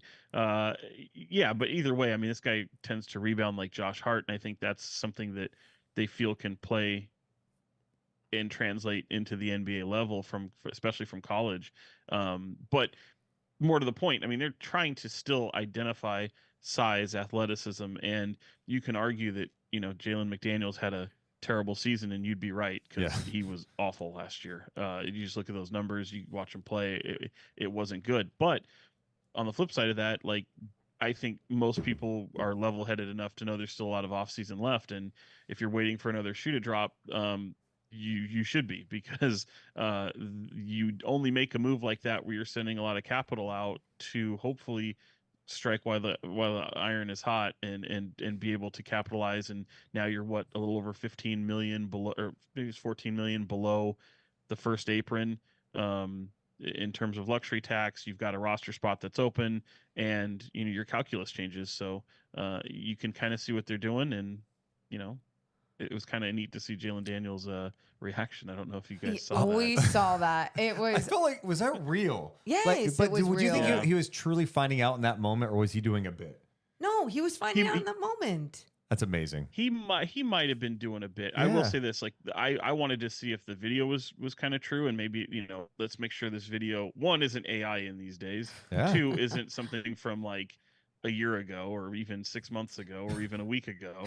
And yeah, to see where he's kind of working out and doing a little digging. I posted the video of from the source where it actually came from. And if you look at his story, I mean, he's working out with Jalen and has a history with Jalen, and so yeah, I'd venture to say that that's pretty legit. So we were all under the impression, especially after last night when Devin Carter was drafted, that things were going to change, tweaks were going to be made, and we saw something happen today, which kind of, like you said, it seems like maybe there's going to be something bigger that happens, and there needs to be. But are we thinking the size is going to be like a tier 1 player? Are you thinking the size is going to be like tier 3, like Bobby Portis, Obi Toppin stat? Like, where are you feeling like the Kings' pulse is right now with what type of player they're looking for? Well, I would, if it were me and just things that I've, I think there's a lot of chatter around, wanting to add as much length as possible. I mean, I think Monty gave you a little glimpse last night of the type of players they're looking for. I mean, obviously, two-way player importance is kind of catamount for this team, or paramount for this team. So if you can get that, you want to be able to do it without sacrificing on the other end. And Jalen kind of flies a little bit in the face of that, because offensively he's not the most gifted player, but certainly athletic and does have some defensive upside. But I would say for what they're looking going forward, and people ask me a lot, like, what's their area of need, and I say all the time, a two-way wing that can score and likely be one of their best 3 players on the team, in addition to maybe a secondary player that's rim protection. So to me, those are still the biggest areas of need on this team. So I would categorize it as a tier 1. I mean, I think you go out there and you try to find that tier 1 player, because clearly this team isn't good enough. And it's not like, I kind of used the Knicks as an example the other day, because you see what they're doing. And the reason that they use 5 first-round picks, which I don't care where they at, that's a lot for a guy in like Mikal Bridges, who's 28 and hasn't been an all-star. But even despite the fact they still have draft picks that are still available to them, and they could probably go out and trade the likes of Julius Randle and probably acquire some more draft picks. If you contrast that with some team like Washington or New Orleans, and I'm talking about Kyle Kuzma and Brandon Ingram in this circumstance, the asks of those players compared to where those teams are at, like, our first round picks really that desirable to New Orleans if they're trying to be a win now team versus Washington, where they would love a slew of first round picks because they're not an equation. They're not in the equation at all. So anything's on the table for them. So I think it's interesting. You have a team like New York and New Orleans who are in this win now mode and might be willing to sacrifice whatever to get there. Yeah, I'm really interested to see how this plays out because on the surface, I'm looking at the trade and I'm like, look, you're giving Sasha a new opportunity. It didn't work out, but this was a miss by this front office, right? Like they put a lot of resources into trying to get him to come over. He came over. They thought he was going to be a big part of the team. Whatever. They decided to move on, send him to Toronto, allow him to get some run. Davion, a lottery pick. When you had Halliburton and Fox, okay, you're giving him an opportunity now to go do something. I was surprised that they had to attach 2 seconds to this deal to get it done. And you get Jalen McDaniels back. You take a flyer on him. And yeah, maybe he's on the team. He's got a $4.7 million deal. It's expiring. Maybe he's used in another trade. So this has to lead to something big. I feel like this wasn't moved just to like, hey, we just wanted the cap space and I want a shot at Jalen McDaniels. This has to be because they view something bigger happening this offseason. Yeah, I mean, I would expect that, and to that point, to say that it's a miss on Sasha, certainly, and maybe it got to the point where it's like, all right, change of scenery, whatever. The reality is, they're not in a position to really be able to develop, and I'm not making an excuse for them. I do think it's a miss on their end, but at the same time, like, if it does lead to something, it leads to something. If you don't want to, if there's a guy that doesn't want to be here, then maybe it got to a point where, it was unsalvageable. You heard Monty last night say, no, I think he could be here, but you have to trade, you have to, spend money to make money. And I think, to look at this trade individually, it's one of the first times. I'm trying to think of others that come to mind maybe where, I think this front office has been very, cautious. I mean, they have swung for the fences clearly with the Tyrese Halliburton move for Domantas Sabonis, and I think that certainly benefited both teams. If you had to pick a winner, like maybe you'd give it to Tyrese Halliburton because they've gone deeper into they've had some more of the success with Indiana. It led to Pascal Siakam. I mean, they just have some flexibility there, and the Kings fell to 9th in the next year. So even though they're only 2 wins less, but one's in the East, one's in the West, you put Indiana in the West, might look a little different, but regardless, if you want to say that they won. But typically, the Kings are the ones getting the better end of this of trades that we've seen when in this front office era. And it's pretty clear right now, at least on the surface for this trade, they're not getting the best player in the deal. That and I mean, you think about 2 future draft picks as well attached this. And I think the thing that I kept pushing back to Deuce, because Deuce is like, gosh, this seems expensive. And I go, yeah, it seems a little desperate though. They're trying to find a way to shed a guard. They have 8 and shed salary. Shed salary. But I think about how they had 8 guards on this roster and like, what's the best way to do that? Well, sometimes maybe you get a little desperate and you have to pay up and do what you need to do, even if it means giving up a little bit more of your future with those future draft picks. But do you think that's just kind of the direction the Kings are going to have to go when trying to make some of these deals coming up now, is just really possibly mortgaging some of their future? Yeah, I mean, I think it's every team. I don't think it's necessarily just Sacramento. I think you look at, if you free up $14 million under the first apron, how many teams can say that they're at that? And that's kind of a weapon in your arsenal. That's something that's now an asset in your bank if you go out and you're trying to establish your roster for next season. And I think that really, it's important to remind people that it's like we're sitting here midway through the second round of the NBA draft, and we're still a long ways off from the start of the season. So we're all reactionary. We want to say who won the trade already, and it's for sure. But I think it's whether there's a big splash that's made, another, small ripple in a pool, whatever it is, there's still going to be players that are added to this roster for next season, regardless. They have roster spots open. There's plenty of time to make moves, and it doesn't just have to happen at the draft. I always argue that it doesn't have to happen at the trade deadline during the season. There's so many different ways for teams to get better. So I think what I said last night, which is I think the Kings had a winning night. I think they walked away with a winning player. They added to their roster, and people are confused, like, oh, what does it all mean? And then the next day, you've got some roster spots that open up, and some more confusion that comes out of it. It's like it's not a finished product yet. And what this front office will always argue is it never really is. It's always this evolving thing. So what I tell people is just don't fall in love with any player. Enjoy the moment. Live in the moment. You can always try to project out what weeks from now, days from now, and even years from now look like. But the reality is if you've lived in Sacramento, you've rooted for this team long enough that that change is the only thing that's constant. Yeah, and we talked about this right after the trade, because you're right. We always view, at least initially, we always view it in a vacuum. They got Devin Carter, but they have 8 guards. Oh, what's this mean? Well, this is the start of it. Or today, this trade. This is all they got back. Well, what are they doing? Well, you would think more is coming. I am eager to see what the more is. They've been attached to Kuzma for so long, but I don't know anything. I just feel like the Wizards are probably asking for a shit ton for Kyle Kuzma. And I think the Kings aren't willing to give up what they want for Kuzma. I think if the Kings are taking a swing, it's going to be at someone that is who they believe more of a star value than Kyle Kuzma. I think they like Kuzma, but is it worth giving up multiple first-round picks for Kyle Kuzma?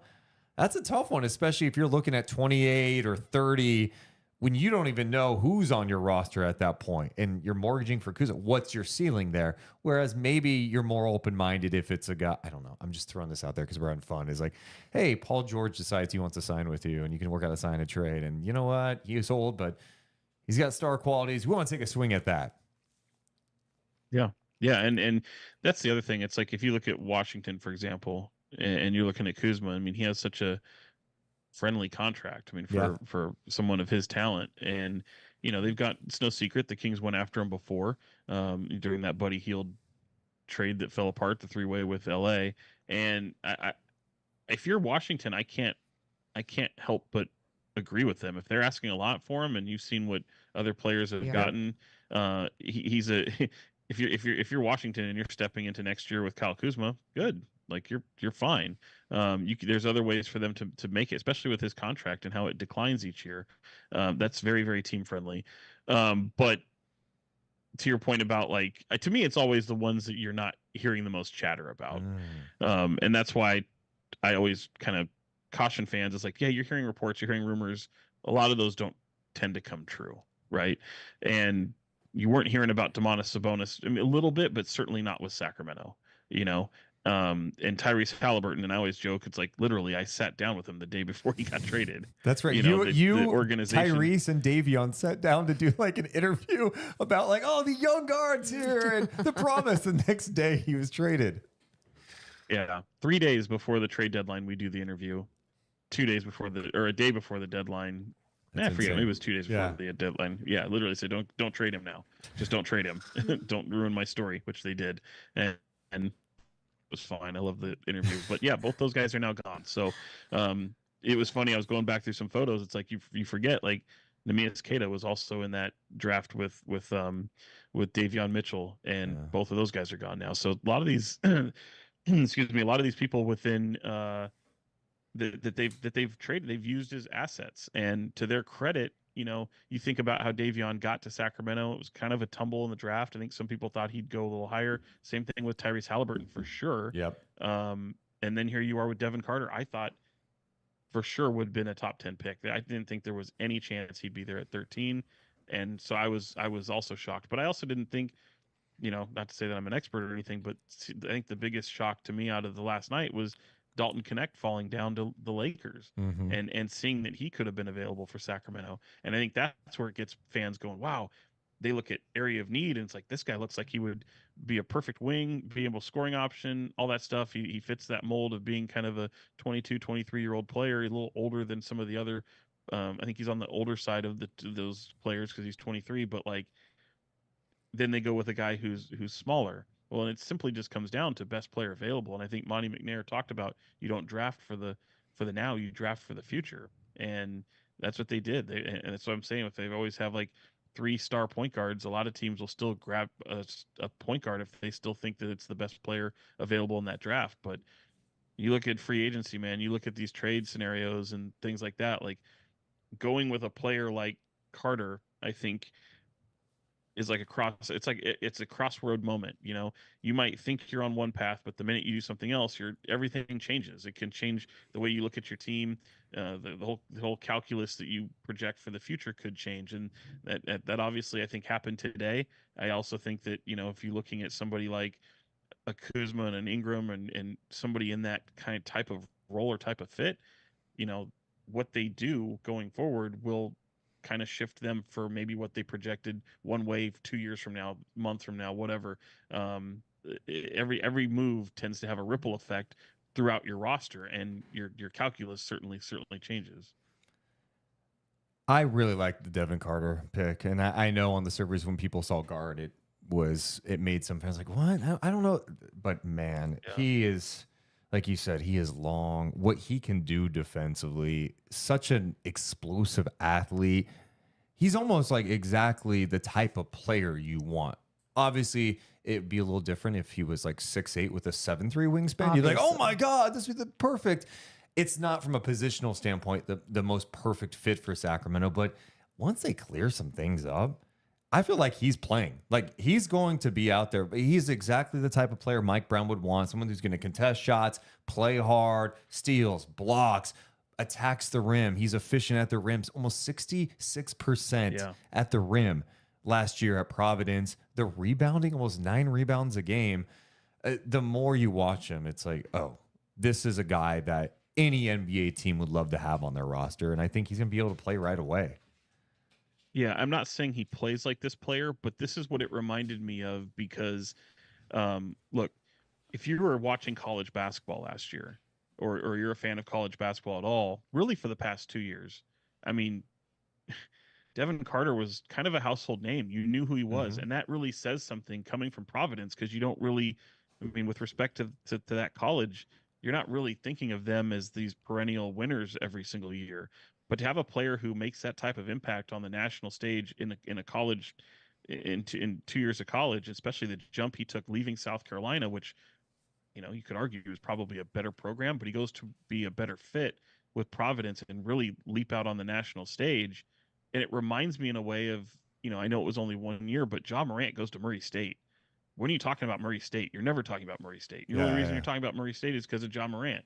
So I'm not saying that they're similar in skill or anything like that, but from him being in the ether and knowing about who this guy is, like if you were watching college basketball, especially last year, you knew who the hell he was, especially when he was being the Big East Player of the Year. So, yeah, I mean, it's a type of style to me that certainly translates. And the thing that like floored me watching him take shots so far, not like he's not like the greatest 3-point shooter. I don't want to like paint him that way, but he also doesn't take shots from the college line. No, like he's beyond the college he's line doing it from lot. He's doing it from like the logo, the advertisement logo sometimes when he's pulling up from 3. And he has such a high release, you guys. I mean, that's the other thing to me that sometimes when a player might be on the shorter side of things, if you want to call that at 6'2", but like the way where his release is, whether it's all the way from the outside or next to the basket, it's very high. The other thing I want to add to that too, Morgan, is he was the primary guy at Providence. All the attention was on him. He's taking contested stuff. The looks are going to be different. Of course, it's going to be different. He's not going to have the ball in his hands all the time either in Sacramento, but he'll get some open looks from 3. So I think he'll get some cleaner looks, and he improved his 3-point percentage to 37.7% last year. The free throw percentage up to just under 75% at the free throw line for him last year. So I'm not too concerned about the 3-point shot because I think he'll get some clean looks.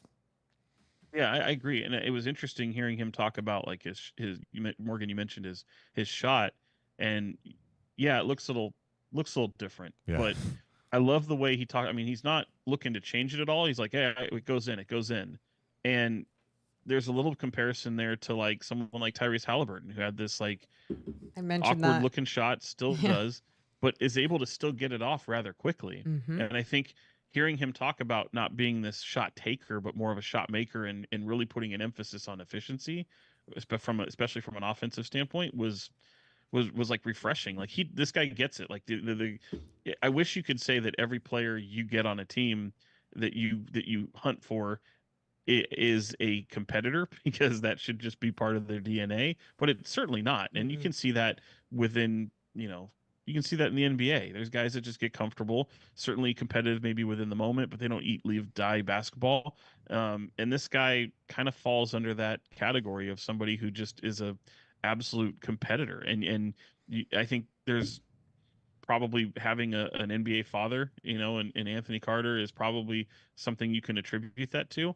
But I'd also argue like his dad hasn't really been around a lot, only because he's working. I mean, he's assistant coach in Memphis with the Grizzlies, so they've been away from each other more than they've been with each other. And so the nomadic lifestyle of the NBA, you have him maybe under your wing when you're a young guy, when you're a young kid, when he was just leaving the NBA, or maybe still as a player, but certainly like he's been positioned, and he went to like 3 high schools. I mean, 3 high school situations coming out of Florida. I think his last year was I'm trying to remember, I saw this last night, but it was in New Hampshire, I believe. So an academy up in New Hampshire. So it's some just interesting things, like to see him be put. I mean, it's like he was seriously kind of built for this in a way. Don't worry, we're just no. Sean, and I'm sorry I distracted you too. Yeah. We had some weird camera thing going on, and we just froze again, and now I had to like restart the camera. But we could hear you, we can talk to you. We can talk to you. Our screen just freezes, and Deuce is gonna murder the new PC that we got. I know, but he's good and quick at like trying to get this back going. So I'm gonna continue as he crops this out and everything. Because there's a point that I had. Oh, that's what I was going to ask. So, okay, so all of us, I like that we're all kind of on the same boat about Devin Carter, his game, what he can add in so many different aspects of his game. Monty McNair talking about how many Devin Carters there were out there in the postseason, that just like that's the style of player that you need. Now my question to you is though, there's still a lot of guards on this roster. What does this mean for someone like Colby Jones or even Keon Ellis? Like, is it just like a wait and see thing for us? What is it? Yeah, I think that's something that they'll answer pretty soon, because you have a lot of off season left. I think Colby Jones is certainly going to play in summer league, see what kind of steps he's made. That with respect, and I don't mean this as a slam on either one of those guys, but just to paint a picture for you, you drafted Devin Carter with the 13th pick, right? Colby Jones is a second round pick, who's probably, he has a nice skill set, didn't really get a lot of team, but you could say he's fortunate. They saw something in him in a second rounder and gave him an NBA contract, not a 2-way deal. And then with Keon Ellis, who has had quite a path. I mean, it's a tremendous story. He gets to play last year after being a second round pick, then a 2-way player, someone who's very young. And let's be honest, like I always hear, I do a podcast with a buddy of ours who talks about, Keon, Monty McNair, this front office, they only want players that are like 22 years old. It's like, well, Keon Ellis legitimately flies in the face of that. And they developed him. And he's now on a stage where some people are looking at him as if he could possibly be a starter in this league. Yeah. Yep. And get it. So what do? They reward him with a deal that's very team friendly, obviously. But given his pathway, it's not like you could sign him to a $10-15 million a year deal. You don't have to. You've got control over him. But those, especially with Keon Ellis, like you could argue he's never going to have more value than he does right now. Yeah. Or their team salivating over him. You have to look at him as a commodity. But I'd also say I would factor him into this team's future as well. Currently, Colby a little bit on the outskirts there. I don't know. I mean, if it wouldn't surprise me if neither one of those guys were on this team next year, to be honest. And I'm not saying that to be mean. I'm not saying that because they haven't earned roster spots or anything like that. But everybody's fluid. There's no untouchable player. You guys hear me talk about that all the time. Oh, yeah. And so, there's what does it mean for them? I think it's just they continue to do what they do, and if they find themselves on another team, then so be it. But this team is going to be this continuing evolution of things, and that's why you can't get too, it's like, oh, this great player, and Malik Monk is back. What is that? How's that trickle down to affecting someone like Keon Ellis, Kevin Herter? Yeah. Even though Kevin Herter's been in trade rumors since the moment he got here, coming off his worst season with the Kings and arguably in the NBA, makes him attached to rumors all the time, because certainly fans will look at it and go, well, they got to get rid of him. play Keon Ellis because he's on this upswing, right? Yep. So how different do you think things look like at this point? I don't know. What's today? June 27th. Let's just say like 2 weeks from now. Ooh. Do you think this team looks a lot different? A lot different. Yeah, I mean, because if you're moving, let's say four players are gone, or you have 4 new players, to me that's a lot different. I agree. Does it look dramatically different? No, because I still think the core, and when I say about the core, I mean, obviously the Fox, Domas, Malik, Murray, I don't know. I would say probably, but yeah, I'd say the core is still intact. So I don't think it's going to look dramatically different, but certainly I think this team will look quite different. And what'll be interesting to see is, will this team look dramatically different going into next season?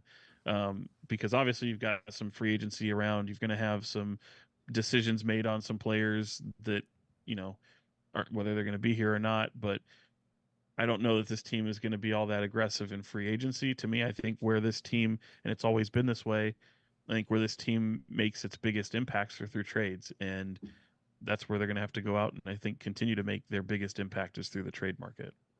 Can't wait to see how it plays I know. out. I know. Sean, thanks for hanging out with us for a bit. And thanks for dealing with the technical stuff, all that stuff. Appreciate you making some time. I know you're busy, and we always appreciate talking to you. Seriously. So do I get commitments from you guys about maybe a concert in Vegas, maybe something? Whoa. So see, he's like dangling shit What's in front the of concert? us now. I'm going to a concert on July 11th. Well, gee, thanks for the invite. July 11th. Yeah, I'm going there. I'm Where? getting there early. Vegas, Dead & Co. What? At the old Sphere. I don't get there until the 12th, so I'm very upset by that. But in terms of like, we're gonna be, I'm there till the 17th, and I don't want. Bobby Gerald said in our stream. Yeah, Bobby Gerald said on our stream that according to what he has heard, the Kings do not play Saturday or Sunday in Vegas. Yeah, I think that's going to be true based off of their California Classic schedule and then travel. So that I think he's right by that. Yeah. But is the Sphere open on those days? I don't know. I'm not going back to the Sphere. We'll hang out though. One time, what am I made of? Millions? Chandelier bar, you know? Yes. Hold on. First of all, yes, you are. Secondly, look at it. Secondly, I'm laughing because like this is all I wear is just cheap Deuce and Mo merch. Millions. But go on. I didn't know that Deuce was a Deadhead. Is that your influence? No, there, Morgan. Did you play some music? You know what? No. It's more of you got to see the Sphere, and right. Yeah, I'm not gonna call myself a Deadhead. No, not at all. No, not at all. I like it. It was encouraged by people, and so it was like, okay, like take this opportunity to do it. But Bobby Gerald also talked about your flower drink and how he has not tried it and will not try it. But I said, yeah, sure, I'll probably be at the Chandelier Bar with Sean trying his stupid flower drink. I know. It's so good.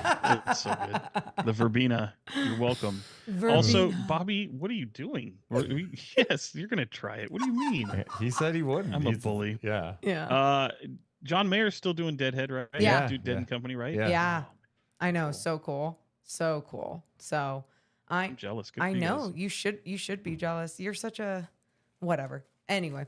But yeah, we'll see. We'll definitely be seeing you. Well, we'll see you at the California Classic. Yeah, you will. Okay. Well, thank you again. And hey, get some rest. Yeah, and I'm sure we'll be talking later. Yeah. I'm not tired, folks. I might look tired. Boy, my eyes are kind of. I But think no, you I look great. Your lighting's no, fantastic. I'm ready to go out. Well, thank you. All right, Sean. You're the Yeah, best. we'll be in touch, man. We'll talk to you soon. Sounds good, guys. Take it easy. That's the Bye. one and only Sean Cunningham joining us. And don't worry, no, I know this. I have to because we're on a different screen. Oh, This is so stupid. my! Oh, I love that face though. By I never have a good face. you do not. Wait, go down. I know, Oh, Morgan. oh, Can you just want to make chill, dude? Don't want to make Deucey mad. This is the worst day of my life. No, it's not. No, it's not. I appreciate you guys hanging out with us today. I want to update you on some of the draft picks. We haven't seen anything crazy happen in terms of like, oh my God, trades or anything. Let's see if I can bring this down a little bit more. Yeah, thank you. Boom, boom, boom. And I appreciate you guys dealing with our technical things that it seems like we have happened all the time, whether it's a mixer or a new computer. Got some stuff to figure out. I know probably freeze one more time.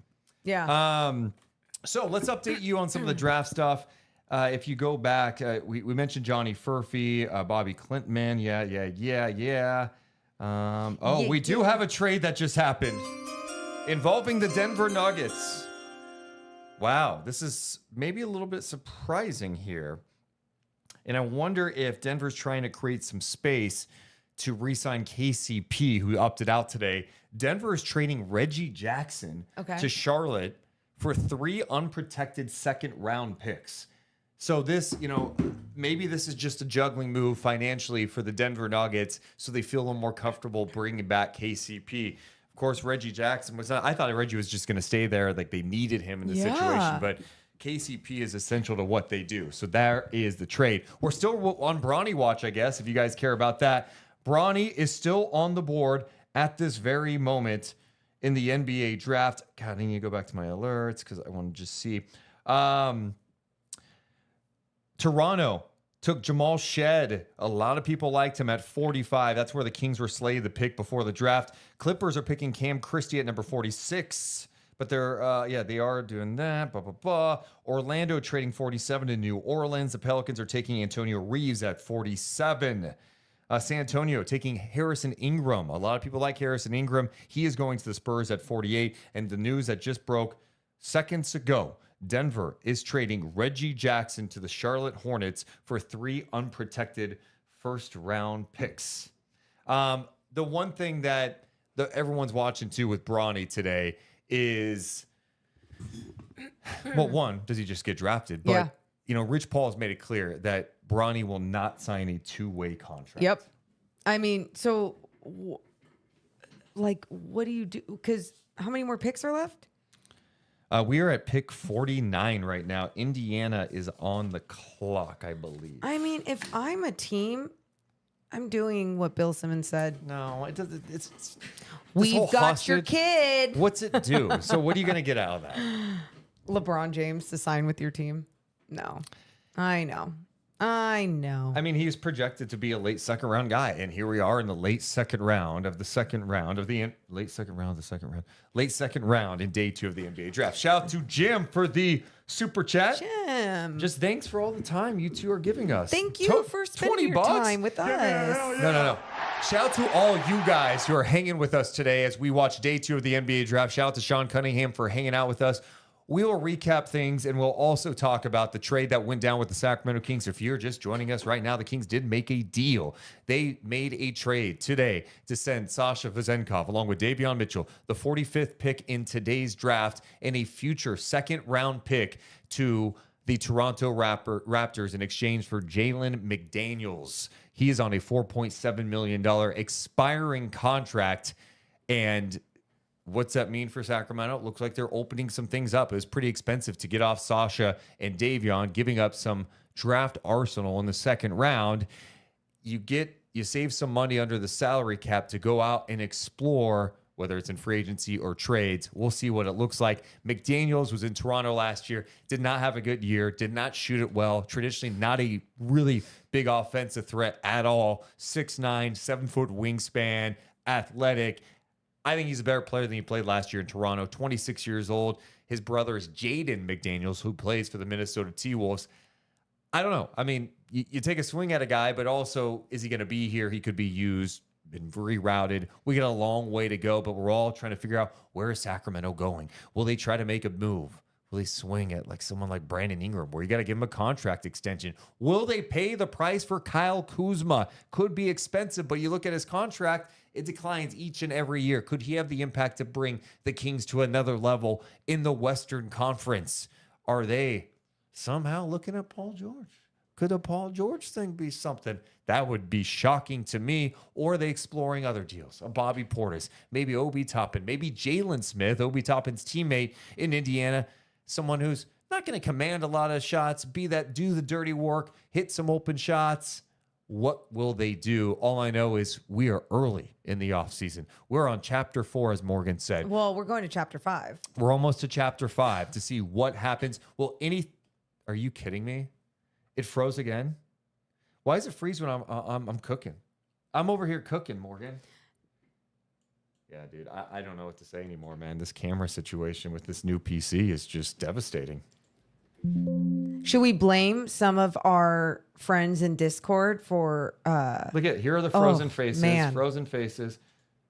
I mean, like, I look pretty good in the frozen dude, spaces. This is the most frustrated I've ever been in my life. I've seen you more frustrated, but this is definitely, I could see why this is like up there and everything.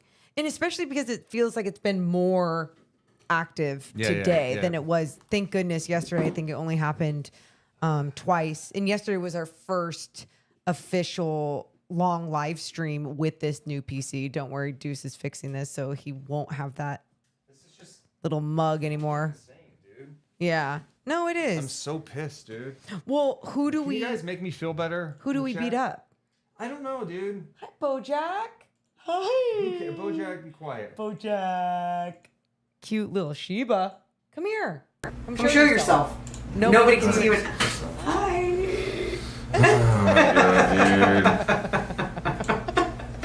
Dude. This is the worst day of my life. Oh, come on. Stop it.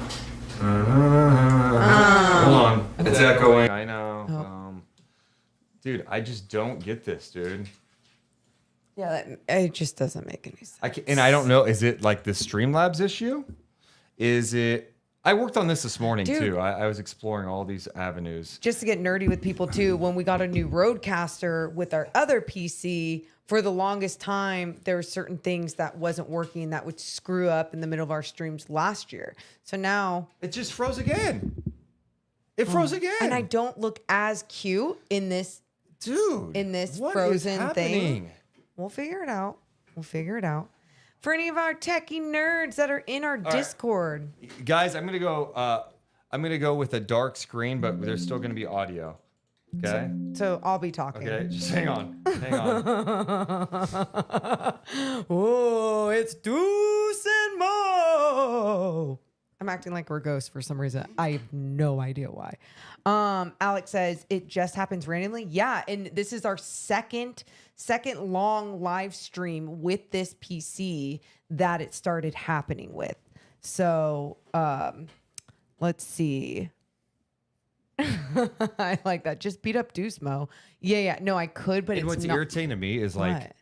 And I know it's not everyone, but then the audience just drops and you're just annoyed. You know what I mean? Aww. Like it bugs me. It really bugs me. No, don't even worry. No, it's annoying. And it's gonna work in a second. Watch. Here we go. Corner. Don't want to echo. There we go. I'm sorry, Deuce. I know you're... Look at my face. There's disappointment. That's disappointment right there. There's a look of a man that is hurting today in a major way. Well... And why is it... It is what Dude, it is. what is happening? There we go. I love you guys. Deuce, you do... Wait, no. Yeah, do it. Yeah, there you go. And then, okay. It's not going to be perfect, Morgan. That's You're fine. gonna That's spend fine. a ton of No. time I'm not even moving it. going. I'm not even Doesn't going to. matter. We're I'm not even clipping going this. to. Okay. All right, we're back for the moment. I don't know. I wish. How come you guys in the chat aren't tech guys? Where are my tech people? You just consume YouTube. You don't know how to work Streamlabs, OBS. Yeah. Interesting. Okay. Christopher says you are getting faster at fixing it. Yeah, I just don't want to do it anymore. Okay. I do want to give some updates out there. We mentioned the Reggie Jackson trade being traded from Denver to Charlotte for 3 unprotected second-round picks. Okay, according to Tim Bontemps, Denver, which is bumping up against the second apron, still has KCP out there as a pending free agent, gets some significant salary move off of Jackson's $5.25 million salary for next year. So as I said, that was a salary move by the Denver Nuggets. Makes sense. Mike would, because you asked where are the tech guys. Mike says, I'm a truck driver. Shout out to the truck drivers. And then a lot of people being really kind with, we ride with you regardless. So. Does this still make sure? Okay. Yeti, appreciate that. Update the drivers. Drivers better be updated. It's a brand new PC. Brand new. They are updated. Virus blocking, I don't know. Or make sure Cam Link is in. You got it? USB 3.0. Yes, it is USB 3.0. Morgan, we were reading at the same time. It was throwing me off. I'm on edge right now, Morgan. You can't be mad. Lincoln says Streamlabs is meh. OBS is better interface. It's Streamlabs desktop. So isn't that like it's the same thing, right? All right, 50th pick is in. Indiana Pacers are on the clock. Who are they taking? Enrique Freeman from the University of Akron. There you go. Enrique Freeman, the first player drafted out of Akron, Jonathan, since 1987. Malika, this might be the best story in the draft. Enrique Freeman was not planning on playing Division I basketball. He enrolled in Akron as a regular student. He attended a walk-on tryout and impressed John Gross enough to earn a spot and slowly worked his way up into becoming the MAC Player of the Year. He started at the Portsmouth Invitational, then the G League Combine, and then the NBA Draft Combine, just making shots and impressing with his toughness all along. Had some outstanding workouts. This is one of the best stories of the draft. That's cool. Yeah, I like that. Since 1987, I think she said. That's cool. I see, and that's the other thing that's good about the second round, I guess, is just the fact that they have a little more time to stretch out and tell some of these stories of second round guys. You know, who knows what these players turn into? But I think the joke is, remember years ago when Jokic got drafted, it was during a commercial break. Yeah. And it was during like a Taco Bell ad, and his name just popped up. This guy is one of the great players to ever play the game, and that's how he was drafted. So to have, like, even though they're not going to, spend 25 minutes on a second round pick, to have some time to talk about a guy, I think is cool. Yeah, no red carpet leading up to it or anything, but. TK says OBS takes less processing power also to run in the background. Yeah, here's the thing, like, The PC I have, it shouldn't be a power issue. It shouldn't be anything like that. This PC is legit. So. Blue Velvet says, did Deuce and Mo already talk about the Jalen McDaniels trade? Sorry, just heard. We did, but we'll continue to talk about it. Yeah, I mean, we've been on now for how many hours, Morgan? 2 hours and 18 minutes. How did I know that? Oh, no. We said it at the same time. Of course. Hold a grudge forever. Yeah, the trade today, the Kings send Sasha, Davion, the 45th pick today, and a second-round pick next year via Portland to the Raptors for Jalen McDaniels. Jalen did not have a good year last year with Toronto. He's bounced around the league, Charlotte, Philly, and last season with Toronto. 6'9" wing, 7-foot wingspan, really good athlete.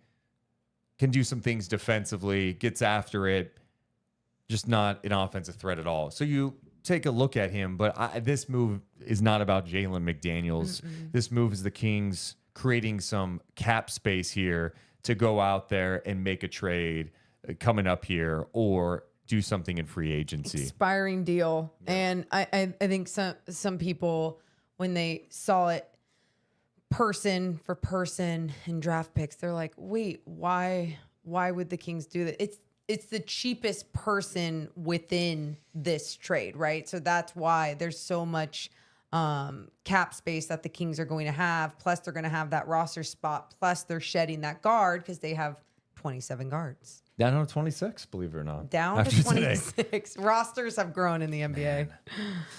Oh, yes. So are we at pick 51 now after the Pacers pick? Yeah, we're at pick 51, which I believe is the Wizards. And you've got OKC, Minnesota, Boston, the Lakers, Nuggets, Grizzlies, Mavs.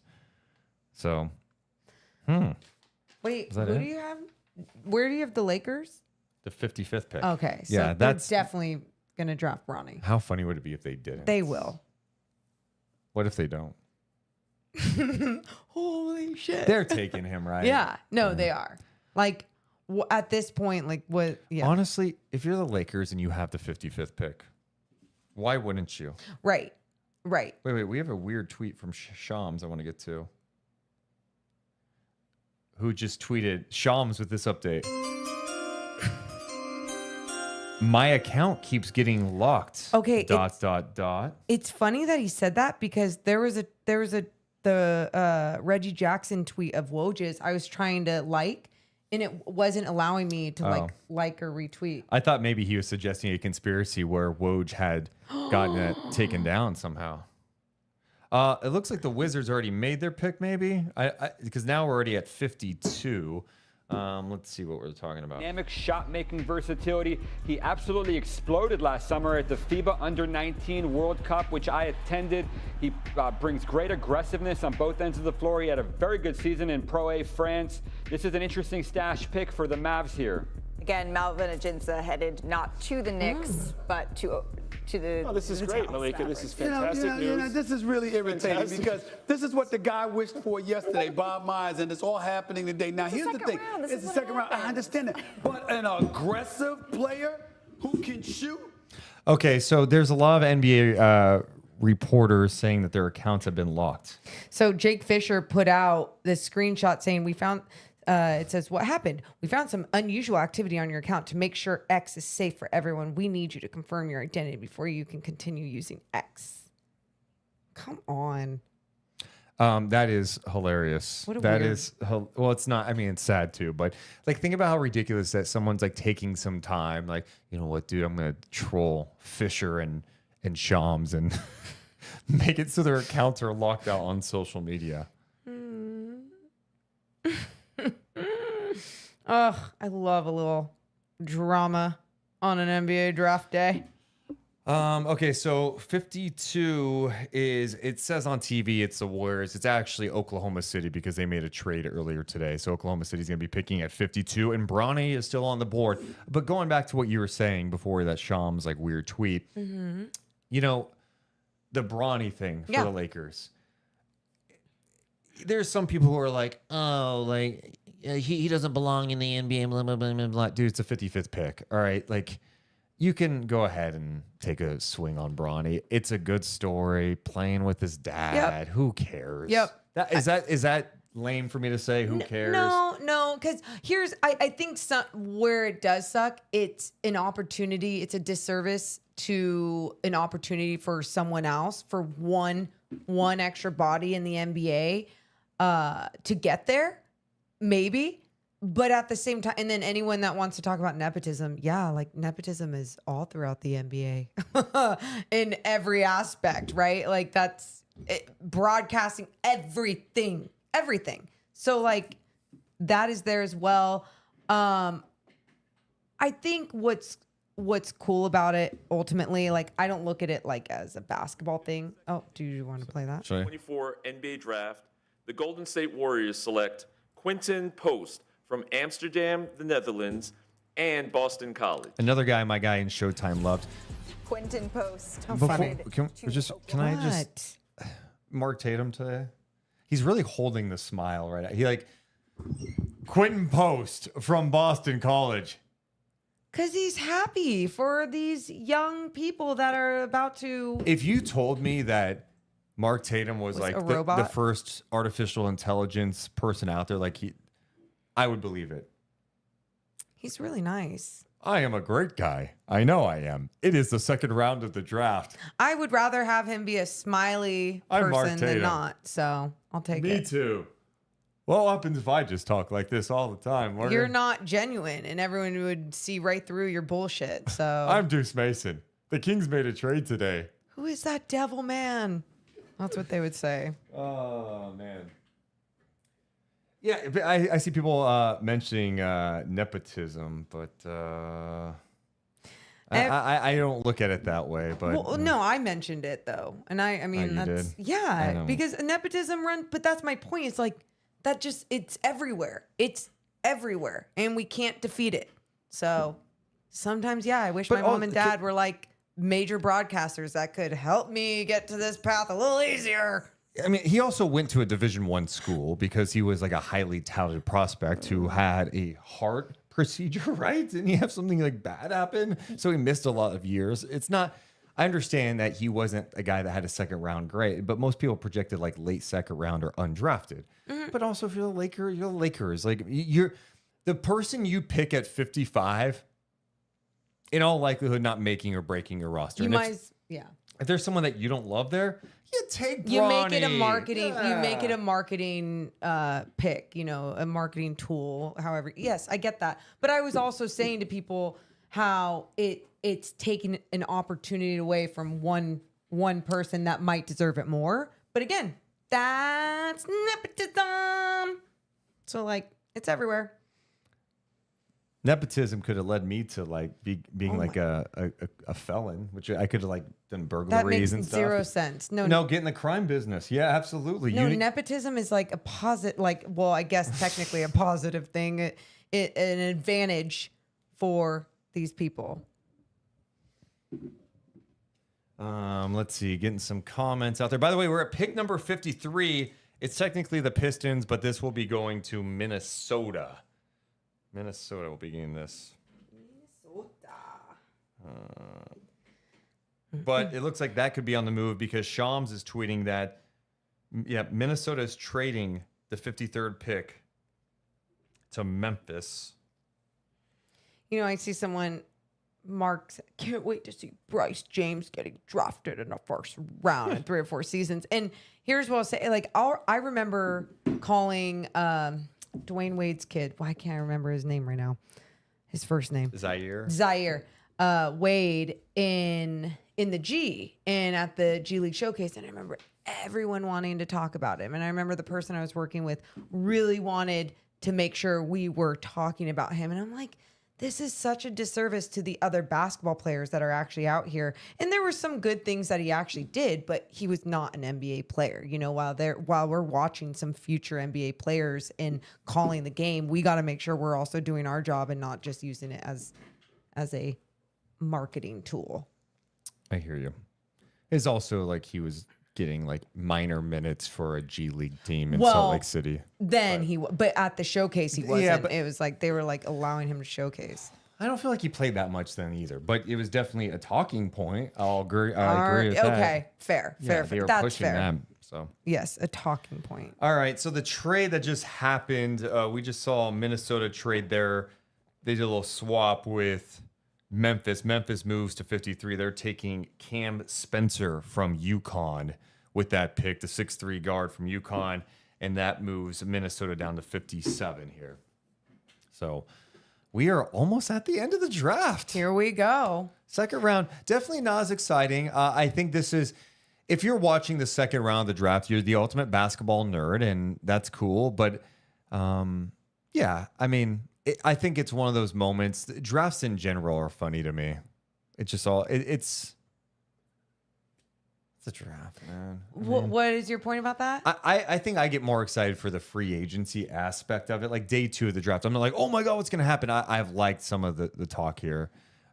Just about potential trades, all that. I cannot wait to see what the Kings potentially do. You want to turn it up while they talk some Bronny? Play more. What was the difference between They're doing what a you feature did on him. yesterday and today? My teammates and my coaches just encouraged me to be aggressive because they believe in me. Really helped me today. This is the ultimate payoff right here. They're going to break, I think. Why do you think he wouldn't work out with other teams? Rich Paul does. I don't know. Paul wants him to go somewhere where he can legitimately play. I don't know. I mean, he worked out with Phoenix and the Lakers. I know. It just, you're not Alex Sarr, you know? JC says the NBA draft does not have the talent to have a second day for a draft. Well, I mean, here's what I know what you're saying. When the ratings come out for day 2 of the draft, it's not going to be like, oh my God, millions of people watch. No, there's a reason it's at 1 p.m. on a Thursday. But if you compared what's normally on 1 p.m. on a Thursday to this, it's going to be higher for day 2 of the draft. And you look at like a broadcast, from broadcast perspective, those when you do night one, when you do 2 rounds one night, you're talking about a broadcast being on, a draft being on from like 5 to 11. It's just a lot. And then by the end, everyone's like exhausted. They're not spending enough time talking about the second round guys. So to me, day 2 does no harm. As someone who's doing content all the time, I liked it. Yep. I like to spread it out. It gave us something new to do today, and it allowed us to just focus on last night was about Devin Carter and what went down in the NBA draft. That's how I look at it. Yeah. No, I liked it from that standpoint. And I think also for people too, if you're not invested into the NBA, if you're not an NBA nerd and you're over it, then you won't watch. The casuals won't watch or won't be a part of day 2. Yeah, and Mars saying no, there's no way 1 million watch this, and maybe not. But is it more people than normally watching ESPN at 1? Starting at 1 p.m. on a Thursday. That's what they're looking at. And advertisers, it's just a nonstop thing. There's news that comes out. There's people like news, even if you're not like. If you're at work right now watching, you may be having like YouTube TV just on the background, or maybe you're at home doing some stuff. You just have it on. You're not like intently watching, but you have it on. You may not always have something on ESPN at 1 p.m. That's how I look at it. Well, and it's allowed us to have a reason to just be live for 3 hours, on a Thursday afternoon. And we have an update. The Boston Celtics have made a pick at number 54. But we also found out who the Lakers are taking. Boston is selecting Anton Watson at number 54. And the LA Lakers, with the 55th pick in the NBA draft, are selecting Bronny James. Very cool. We got breaking news this hour. The NBA world is shocked. We are stunned to learn. We can confirm multiple sources. Here in the control, what do we call this room? You called it the control room? Command center. Command center. We are stunned to report the Lakers are drafting Bronny James, 55th overall. LeBron and Bronny become the first ever father-son duo to be in the NBA at the same time. I love a good gimmick. I love Chris Haynes just pops on to drop that one. How funny would it be, you guys? How funny would it be if LeBron didn't go to the Lakers? He's like, yeah, I'm gonna go sign somewhere else. I'm going to Philly. Oh, that'd be funny. Just made their selection at number 54, drafting Antoine Watson out of Gonzaga. Is Woj and now happy? The Los Angeles Lakers are on the clock at number 55. This has been one of the most highly anticipated second-round picks ever. Stephen A. looks so bored. Right now, Woj, in the Los Angeles Lakers draft room. Malika, the expectation is that right now, Rob Pelinka, their general manager, is calling Bronny James to tell him of the Lakers' intentions to select him Bronny's like, 55 yeah, no and shit. give him and LeBron James an opportunity to play together. This is the first time we have ever seen a father-son duo playing in the NBA. Again, we're waiting officially for the selection at number 55 for the Los Angeles Lakers, but I can't overstate how monumental this is. It is monumental, and I'll tell you this, too, a lot of noise. Not a lot of diversity in that draft room. Power that LeBron James wields. How about this? He deserves to have the power. He's been a treasure to this league. You understand he's a 4-time champion. He's a 4-time league MVP. He's going to 10 NBA finals. The man has won a championship in Miami, Cleveland, and Los Angeles. I mean, he's a role model extraordinaire. I mean, he's the greatest ambassador, one of the greatest ambassadors for the game we've ever seen. And my goodness, he wants to play with his son, and he's still an all-world caliber player. Excuse me, if anybody deserves the right to quote-unquote manipulate the proceedings to some degree, LeBron James deserves to have that power. So we'll wait to get the official announcement too. I mean, Turn down when Bob Myers starts talking. Good choice. Look, it's not. I just don't get outraged at this. This wasn't Bronny saying the Lakers with the 7th pick, and he's projected at not to be drafted, and they take him there. I mean, this is the 55th pick in the NBA draft we're talking about. You start getting to a deeper issue. Does LeBron peddle influence and tell JJ, hey man, he's got to play tonight, or he's got to play minutes, or that's where it gets very murky to me. Those aren't the things, but you know what? He's going to have to go out there and earn it. Oh, that was JJ Redick next to Plink. I didn't realize that. No, I knew that in the hat. What a nerd. What a nerd. Yeah, I'm with you on that. And like, I have zero issue with it. I don't care. I don't have any issue. And I also think it is like, whether it is constructed with power and all the different things, I'm happy for them. I think it's really cool for LeBron and his family. There, clearly a decision has been reached. Handshakes all around for Rob Pelinka there with new head coach JJ Redick. The decision on the most highly anticipated. Is JJ Redick the first head coach with a sleeve, a full-on arm sleeve? I know we started the show. I'm going to say yes. He's totally tatted up. You don't think anyone else is? You know what? Totally forgot Rick Adelman. We talked about Nikola Jokic. We talked about Draymond Green, but not. You know what? That's not the only one. Popovich. Greg Popovich. People don't know his entire chest is completely tatted and back. One of the best players ever to play basketball. There's no argument about that. You can argue whether he's the best. Okay, fine, whatever he is. But think about that. It's rare for any player to play with their son in any sport. At the same time as your son, you have to be so good and be so good for so long. I don't think we're going to ever see something like this again, especially with the magnitude of how good LeBron still is. Your mics suck in there, by the way. Why is everything echoing in that studio? We have all been waiting for. So let's send it to Deputy Commissioner Mark. We've been all waiting for this moment. ESPN has been waiting for this moment. With the 55th pick in the 2024 NBA Draft, come on, Deuce. the Los Angeles Lakers select do it better. Bronny James from the University of Southern California. You're not good at it. The anticipation has been building for weeks as to where we would hear Bronny's name called. This is a young man who had an unprecedented spotlight on him in his freshman year at USC, where he played. Why are they playing? I got a feeling. Relax. Fireworks come out on the stage. He's not here, but it's like, why are we celebrating? ESPN's like, oh, we got to put them on every single night. Yeah. The anticipation. That's insane. And we can't say it's anticipation. I think 99% of people are like, he's going to the Lakers at 55, right? But to me, it's a cool thing. I mean, agreed. Like they were saying, it's unlikely to happen again. Bob Myers made the great point of a player playing that long, that good for that long, like LeBron James is, and then being able to be there while his son is getting drafted to the same team. Yeah. And also shout out to the guy in the chat who's saying Ken Griffey and his dad hit a home run on the same day. Yeah, I mean, you think about Ken Griffey Sr., cool. Ken Griffey Jr. too. That was really cool to see that. So yeah, I mean, people get up in arms about like the Bronny James thing. It's a little outrageous to me. Like it's not that serious. No. The 55th pick of the NBA draft, he was borderline draftable at this point.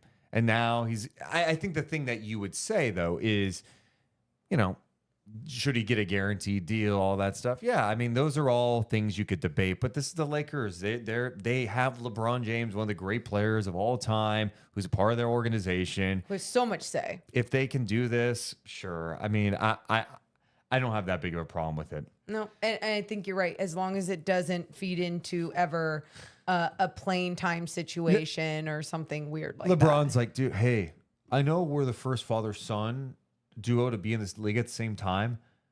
What about being the first father-son duo to start at the same time? You know what I mean? If that shit gets pushed in, we're like, wait, he's starting tonight? You know, that's where you're like, what?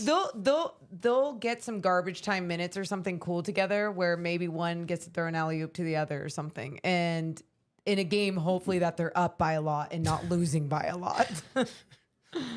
What if Bronny's awesome? What if Bronny's a really good player in this league? Like a role player or something? You never know. You never know. Someone said, I don't think Kobe would ever do this if he had a chance.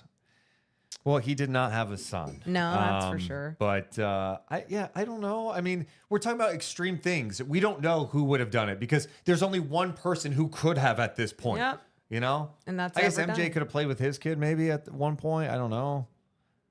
I mean, Bronny was a McDonald's All-American. Dude, it's not well, like that's the thing. I mean, it's like he was borderline, and then obviously a very scary health thing happened, and then after that, it was just like okay, made like below borderline. And so it's, again, 55th pick. It's not like it was a first rounder. Thank God.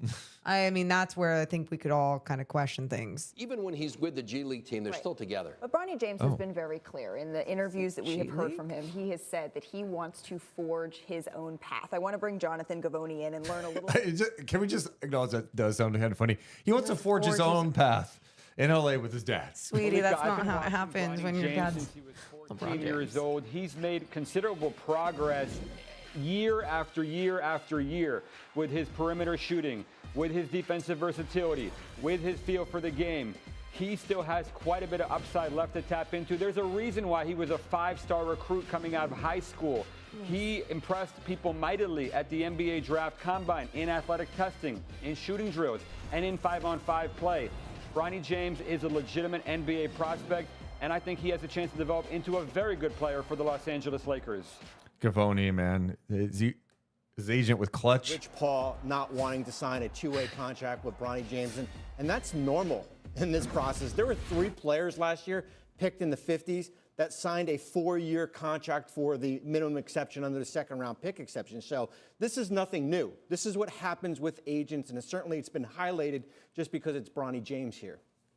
Yeah, I think again, everything now and everything has been magnified because of the power of LeBron James. And now it's not going to stop. It's okay, but it doesn't stop now. Now it's Summer League. Then it'll be practice, and then it'll be the first game, and then it'll be the G League game. But you know what? This spotlight's been on Bronny James before. Right. I mean, he's had this spotlight on him. So there's Bob Myers talking about that. Yeah, I mean, it's good that the G League is being brought up, and because he should, like, that's realistic, right? Yep. Go get some run with the South Bay Lakers. Go deal with the little G League run and work on your game. Yep, agree. I mean, that's how you keep it fresh too, right? Yeah. Like, you saw that so many times when Neemias Queta was here and he kept getting called up, especially during the heavy COVID times, and they needed extra players on the roster and everything. And it was like he wasn't getting that same experience that year. And then when he was getting the experience in the G, it was just like he really got to showcase his talent. Let's see here. So we're at pick 57 right now after the Lakers selected Bronny. What were the other picks after that? ESPN just abandoned the second round after Bronny was picked. 7:30 p.m. Lakers versus Houston, and Oh my God, that's so gross. They're promoting the Lakers for Summer League on July 12th for Summer League game. Lakers at Houston. So all the fanfare, the festivities are. Oh God. You guys, 56, 57. What are we doing? Yeah, what happened 56, 57, man? Come on. Get back to your jobs. You can talk about Bronny in like 4 picks. That is Woj time. The dedication of Woj and Malika Andrews is to be admired. I am sure they will enjoy the desert. Well, the Lakers versus Houston, we are already seeing that on the schedule for. Honestly, if my producers were like, "This is what we have to push," I'd be like, "You push it." Like, what? No. Ron and Bronny in Los Angeles. So sorry to pick 56, 57, the rest of the NBA draft. The draft ended today once Bronny was picked. It's the same shit NBA Today does all the time. They don't talk about. They talk about whatever markets that they think's gonna get all the clicks. And to be honest, they don't talk about the NBA. Here's my other thing with this. What? Just to add to this. What? I feel bad for Bronny in this situation. You know, like now it's like, oh, the first time he gets drafted, they spend 10 minutes talking. And I'm not saying it's not a story. It's a story, right? It's definitely a story. Mm-hmm. But then it's like, all right, let's put up the graphic and all right, Summer League, his first game, Lakers, Rockets, July 12th on ESPN. It's like, geez, just let the guy Thank you. do his thing. Thank you. And like do all your marketing, do all the things, but like finish off today because this is all these people are going to talk about for the next week too. What does this mean for JJ and how will he be coaching this dad and son squad? That's coming up next. Come on, guys. Come on. Producers, do better. I wish I could tell you who was drafted 56 and 57. I think the draft was paused to announce. 56, Kevin McCullough goes 56th to the Phoenix Suns. The Grizzlies are on the clock, but I think that was moved. So I think that's going to be Minnesota, but I think Minnesota ended up, maybe they moved that pick again. Yeah, Minnesota has traded that pick to Toronto. So Toronto's on the clock. And then the final pick will be by the Dallas Mavericks at 58. Man, I appreciate you guys hanging out with us for so long. I know these streams were just kind of vibing, but it's been fun. We hopped on early to talk about the trade. We'll do some clips too, so people know what happened and give our thoughts on Sasha and Davion Mitchell getting traded to the Toronto Raptors. I can't wait to see what the Kings do. I think they're going for something big. Yeah. My guy I've been talking about who I want. It'd be a big swing because you have to give him an extension. I think Brandon Ingram's should be the target. I think Brandon Ingram's the guy. I think he would be perfect here. I understand the injury stuff with him. He's 26. When he plays with the point guard, he can hit threes. He's done it at high volume before. He's a mid-range assassin, another guy that can go out and go get a damn bucket. I love BI, but can he stay on the floor? Last 3 seasons, 55, 45, 64 games were played. And I look at that number and it just gets scary because I think about the depth of the Sacramento Kings and the rest of their roster. And if you are missing such a big piece, what does that do for your identity? What does that do for the rest of your game, the rest of your team, and what you're trying to accomplish? If you just have expensive piece on the bench. I would say this. Some of his injuries, I don't think the Pelicans medical staff has been known to be the best in the NBA. Ooh, shade. Number 2, I would also say some of his injuries aren't always like, oh man, he tore his AC. It's not stuff like that. So, I'm sure they'll take a look at medicals. I'm sure they'll take a look. And yeah, there is a risk there. But sometimes. But also the risk, gamble. How is he's still under contract? Yeah, he's got 1 more year left. And you have to give him an extension. So you'd have to give him an extension. Yeah. He'd want to have to stay and everything. Yeah, but maybe that's being worked out.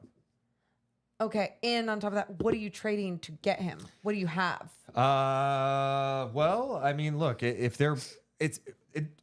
the Pelicans look like they want to move on. They don't want to give him an extension, so they're looking to change things up. Okay, I think depending on if you have an extension worked out or not, pick would have to be in there for sure. But yeah, well, I don't know if it's Pixa. Get out of here! Get out of here! I don't know if it's Pixa. You know it's Pixa. No, I don't. I disagree with that. Did Siakam? Did the Pacers give up lottery picks to go get him? No, because it's the same damn deal with Brandon Ingram. The guy's an expiring contract. Unless you have an extension worked out, maybe you take a little more risk. But you have to include. They got Bruce Brown out of it, though. What are the Kings going to give up for someone like Brandon Ingram? Well, you're going to have to. There's salary in there they're going to have to give up. I imagine Kevin Huerter is going to be in that deal, or Harrison Barnes, and maybe you throw in a Colby Jones. Pelicans want to get better right now. Why would those names to them actually mean get better right now? But who knows what else? We could be talking about a 3-team deal. I don't know. Again, you're asking like I'm Monty McNair. Like I've got the trades in front of me. I push back on you because I think because it's the same thing that other people I've heard in different conversations out there that will say these same things. And so then I just give the pushback, though. It's like some people are like, why can't Monty McNair just get Brandon Ingram? And I'm like, exhibit Morgan. ABC. Okay, fine, Pelicans. You don't want to trade him? Okay, then Brandon Ingram, he's going to walk. And guess what you're going to get back for him? Hi, I'm a different team. I'm over here. There's 29 other teams or 28 other teams at that point. Teams are going to do the same thing. I just don't look at and maybe you have to give up more picks than you realize if you're getting him an extension. I don't know. But yeah, and if that takes giving up a 28 and a 30 pick for Brandon Ingram, I'm doing it. Same, but I'm not even saying it's just the picks. I'm saying other teams might have other assets as well as players to actually give up for the Pelicans to be a good team right now. We'll see if other teams are willing to do that. Yeah, I know. Because if Brandon wants that, again, that's what I'm saying. These players are going to orchestrate. The players that can they have some power if they want to extend or not. Yeah, they're going to be able to dictate a little bit. Yeah, I want to go here, and okay, we'll work it out with that specific team. Foch. Morgan Reagan. I just pushback. What if another team? Me. That's what I heard. All when you were talking. valid questions and valid conversation. Who went 57, by the way? We don't know because ESPN's still talking about Bronny. 57 NBA. Mom and dad are fighting again. No, not fighting. Ulrich. Conversation. Let's see. We got to get his last name right. Ulrich Shamshay. Ulrich Shamshay goes to the Memphis Grizzlies, which was actually traded from, it was originally Memphis, and it went to Minnesota. Toronto, I believe, gets him. And then right now, we got the Mavs on the clock for the final pick of the NBA draft. It's going to end up being New York making that pick. It's going to be Ariel Hukporti. He is going to be the final pick of the NBA draft. Yes! You did it. The NBA draft is over. How do we feel about the 2-day draft split up? Do you like it a little bit? While you think about that, let me go take a piss. Oh, okay. A pee, tinkle. No, don't go tinkle time. That's weird. Let's see. I saw someone. Mo is right. Too many fans just fantasy book with no solid structure on how a trade can work. I mean, yes, and I'm not like, again, sometimes even for me, like I'm off base with things, absolutely. But I also think when you look, and I'm not just saying just because of what happened with Mikal Bridges, but I'm like, when you look at that, 28 years old, not even an all-star, and how many future round picks you had to give up, that's going to happen with everything. I mean, the Kings had to give up future draft picks while trading 2 players. You know what I mean? It's like just to shed a guard. Everything is going to cost so much. And whenever we talk about some of these players that we are interested in, Paul George, B.I., Zach LaVine for some, go down the list. All these players have this injury history as well. And it's just always like, okay, well, I'm totally down for the tier of guy like a Bobby Portis, an Obi Toppin. I play it safe because I'm a coward. It's not playing it safe. It's also building that depth and building, because you're seeing, especially in this postseason, how team basketball was ultimately the thing that lifted everyone to the finals. Like the Mavs playing team basketball and playing really well together. Celtics, same damn thing. But they also have Mavs have 2 stars and the Celtics had, I guess you could say 2 to 3. I mean, Porzingis was hurt, but whatever. So anyway, yeah, you got to have the stars. You got to have the solid role players, the solid depth. Sean Cunningham has another video of Jalen McDaniels, who was traded to the Kings today. Going to set. Yeah, fresh start, man. Revenge tour still, though. Yeah, man, we're back in set. You excited? Yeah, I'm hella excited. All right. New year, new team, like, new journey. Contract year. Facts. Stay professional. We've been here before. Okay, we have. We was here in college too. So you know what it is. Professionalism. Come on. Right. Extra work. Extra grind. Yeah. I'm on your bumper all year. French is too. Full court press. That's cute. Awesome. Yeah. Cool. Cute. Hella excited. Hella excited. Hella excited. Yeah. So the NBA draft is in the book. We walk away with the Sacramento Kings getting Devin Carter. We walk away with the Kings making a trade today. Fascinating stuff. Here's my question. Do we do our little clip here for the pod? Yes. You know, blah, blah, blah, blah. All right. This is going to be a clip we're doing later, and so people can watch, so they don't have to watch a 7-hour broadcast. And we're going to put a bow on the NBA draft and the trade. Yeah, and then we'll attach Sean Cunningham to that part. All right. Are you going to toss to Sean? Not in this. Okay. I mean, it'd be weird to toss it in this. Yeah. No, you don't. They can be 2 separate clips. All right. 3. No, that's not working. 3, 2, 1. Well, the NBA draft is in the books, and the Kings were active.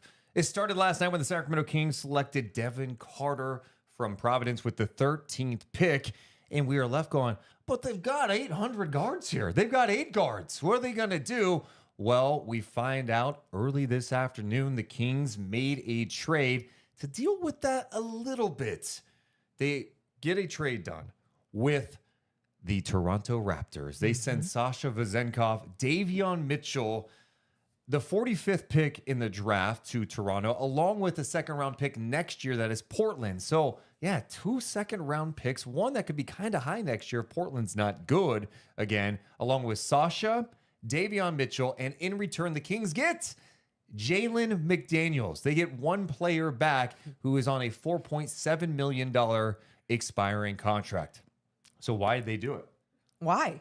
Well, it clears an open spot on the roster, and in addition to that, gives the Kings some cap space to allow them to use it in a trade or in free agency.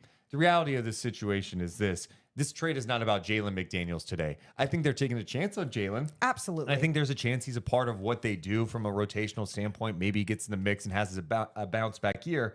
He's 6'9", a 7-foot wingspan. He's been around the league for a little bit, right? 26 years old, played with Charlotte, Philly, and last year in Toronto, where he was not good. He had a bad year last year in Toronto. Only shot like 16% from three in his career, about 32% from three, but he's long, which is something the Kings need. They need athleticism. He has that too, but he's also on a $4.7 million expiring contract. Who knows what his future holds in Sacramento? That's it. Low risk move in the sense of you are shedding your roster of another guard after drafting one the night before. You are trading someone in Sasha Vezenkov, who it felt like maybe things were getting even a little weird there at the end with all the reports like he wasn't happy. You want to make sure that he finds a space in the NBA, especially after all that work of coming all the way over here and changing his life as well. So a new opportunity for him. And then for someone like Davion Mitchell as well, just like we said, shedding the guard, but then also giving him another opportunity. Now, the 2 draft picks, one in this year's draft, one for next year, it feels like a lot for just getting one player in return. But I think the thing that you and I have been talking about all day, Deuce, is just really seeing, not necessarily using the word desperate for the Kings to get rid of a guard to clear some cap space. But at the same time, that is what it kind of took to make this deal actually end up go through. Something I said in the beginning of a stream today is the Kings off season is, I think of it as a nice book, right? All right, you open up chapter 1 is getting Mike Brown's deal done. All right, let's go to chapter 2. Anything good here? Oh, this is going to be the part where Malik leaves. No, Malik Monk stays. Oh, chapter 3 was last night, the NBA draft. There's a lot of trade talks, but the end of chapter 3 was drafting Devin Carter, 13th overall, an absolute dog who's going to help this team. But in the vacuum, if you're looking at that move in the vacuum, you're going, oh, no, they've got so many guards. Where does he fit in? I don't get this. Well, this was day 1 of the NBA draft. You go to day 2, you go to the next chapter, and you talk about this trade. Now, even this trade in a vacuum, you clear a spot on a guard, whatever. To me, it's about what they do after that. Yes. What's in the next chapter? Is this used to complete a significant move? Because in my opinion, it was a bit surprising that they had to attach a couple of draft picks, second-round picks. I know they're second-round picks, but Portland's could be high next year, like I said. Those seem valuable. And I think if you're making a move like that to clear space, you better be getting something impactful on the other side. As it stands right now, we don't know what's going to happen. But Monty McNair said last night after the draft, we're aware of the roster things. We've got some work to do. Free agency starts Sunday. And this is transaction season. We'll see what lies ahead for Sacramento. Yeah, and what lies ahead, I think, even after they drafted Devin Carter, the first thing that we kept saying was, we really like Devin Carter, excited for Devin Carter. Okay, another guard. What's the next move? How do you make it? Great. They started the domino effect, right? Where you're starting the process. This isn't what it's going to all look like when... It better not. When, obviously, well, it won't when the season starts. So clearing that roster spot and everything, and just hoping that maybe they're actually going for a big fish, a tier 1 like player. Now, what would that mean? That they would be spending lots of money, but they would have some cap space to actually do that. They have more wiggle room to to have different options. And that's what you want this team to have, is to have options, but also to execute something. Because the amount of times that we have talked about the almost trades with Alex Caruso, Kuzma, whoever else. Siakam, Thank you. OG. It just, you go down the list and you're like, okay, they have to make something happen. I don't know what it's going to be, but obviously that is what their plan is going to be. We know some of the names out there: Brandon Ingram, Kyle Kuzma. Could Paul George be one? That seems very unlikely, but there are some bigger names out there. Then you start thinking about other names who could help. Bobby Portis's name has been brought up as a trade, a guy who could be potentially traded. You're looking at free agents, maybe Obi Toppin, Jalen Smith from Indiana, John Collins. Is that a trade target from Utah? There are some possibilities. So today was more about opening up that space. Now, let's not get it twisted. This is also kind of a day you look back and go, man, what could have been? I mean, Davion Mitchell was a lottery pick, right? Yeah. Like, this was a player that when you drafted him, you obviously have high hopes for. They drafted him to a team that already had De'Aaron Fox and Tyrese Halliburton. So it was a little puzzling at the time. I love this for Davion. Davion is one of my favorite guys because he is a great person. He plays his ass off. Yep.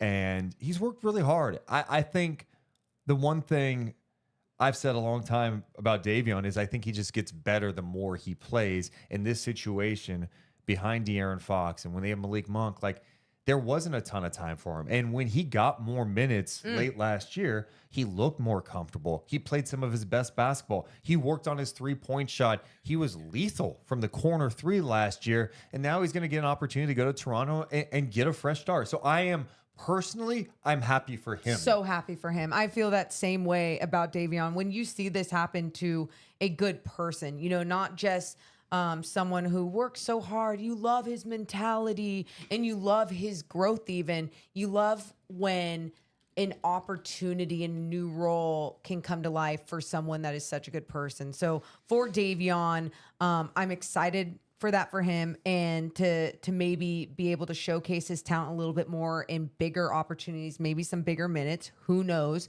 So yeah, that's first and foremost. It was great. I loved having him here. I know I saw some people today being like, off night will always be a king. And it's just, it's sweet how I think a lot of people really respected the way that he was a dog out there and left it all on the floor every single night. And then with Sasha Vezenkov, another guy that you go, man, you think about last year, we were doing live streams watching some of his EuroLeague playoff games, and there was an immense level of excitement about Sasha coming to Sacramento. He won the EuroLeague MVP, but the Kings also, like, they put resources into trying to get him. Not only did they bring him over, he decided to come over, of course, and give him a deal, but they went over there multiple times throughout the year before signing him to go see him play, to meet with him. Like, they put a full court press on this guy, hoping that he was going to be a very impactful player for the Sacramento Kings. It didn't work out. And we've spent time talking about Sasha's time in Sacramento, Morgan. I feel like a lot of layers to it. It felt like initially there was maybe just the adjustment to a new league. Yep. One, right? I think two, not having the full trust of Mike Brown. Some of the defensive shortcomings as Mike Brown was trying to get his team to play better defense. There was the adjustment for Sasha, not only to the NBA game, but just with his own athleticism too. And yeah, and then you get to the other factor when it seemed like he was like coming out of, you know, maybe learning a little more about the game, getting more comfortable. He got hurt, and then he gets hurt again. And so I'm left going, I don't know what to make of Sasha's time in Sacramento. It felt like he could have played more, and then he gets hurt, and then you're left going, yeah, I don't know if he's going to be a good NBA player or not, because I didn't see enough. All I know is when he was out there, he brought energy. Yeah. There's a life when he checked into the game. He moved the ball. He shot the ball well from three. And defensively, he still did some nice things, even though he wasn't the greatest athlete. And when he was on the bench, he still had a smile on his face, was rooting on his teammates. And I know that we had a few interactions with him, and just a really another sweet guy, good person, that always seemed like he just carried his head held high, and was always working hard to adapt to the NBA game. And so when you did see those flashes, it made you believe, ooh, well, he's a smart enough player to use his wingspan and get his hands in the passing lane. He always has his arms up. This is great. Ooh, okay. He's understanding where he's feeling more comfortable from three and when he needs to actually shoot the ball and not hesitate, all these different things. Again, like you said, it wasn't working out here. And the fact that the Kings cut the cord right away as soon as some of those rumblings came out, and they probably had some conversations and were like, we want you to still live your life in the NBA. Here you go. Also, the Raptors front office, that group led by Masai Ujiri, he's SOB. Why? Somehow getting 2 picks out of that, taking on those guys. Gotta do what you gotta do. He got the better players in the deal and gets more picks, and then gives up Jalen McDaniels. And he's like, "Oh, Kings, you want cap space? Well, make it worth my time. Make it worth it for me if I'm taking on these guys. I'll go ahead and wait. You go ahead." Anyway, I also think I know this is probably not the most fair way to look at this deal. What? But I look at what the Kings need, right, from an athleticism, length standpoint, what they're looking at going forward. Jalen, if he's here, like 6'9", 7-foot wingspan, athletic, much more athletic in the defensive presence compared to Sasha, right? Devin Carter adds a little more than Davion, and that's fair to say. And I like Davion a lot. But you think about Devin Carter's athleticism. Yep. His versatility. His size. He's just bigger, right? Like you look at the height and you're like, oh, that's not that big of a difference. Yeah, one has like a 6'2.5" wingspan, the other 6'8 3/4" wingspan with a 42-inch vert, who's set the NBA combine record on the 3/4 sprint with like 2.87 seconds, and then defensively can guard multiple positions. So, like, if you look at the additions made, subtractions, you go, okay, I think they got a little better in areas they needed to. Absolutely. I mean, how many times did we talk about leading up to the draft even, okay, Kings really need to see some length. Look at how many of their flaws were exposed against the Pelicans, losing to them 6 times last season. And a lot of it had to do with length. And then with other teams, a lot of it had to do with length. So, no matter what happens with McDaniels, either way, like we said, the low risk with the contract alone, maybe you can try and help him become the type of player that you can want bounce on back. the floor, so he's not a liability on one end of the floor. And we've seen the flashes from him. And by the way, his brother is Jaden McDaniels, who plays for the Minnesota Wolves. So it's going to be interesting to see where the Kings go next, right? Because they did give up some assets there to make that happen. And it gives Sasha Davion a fresh start.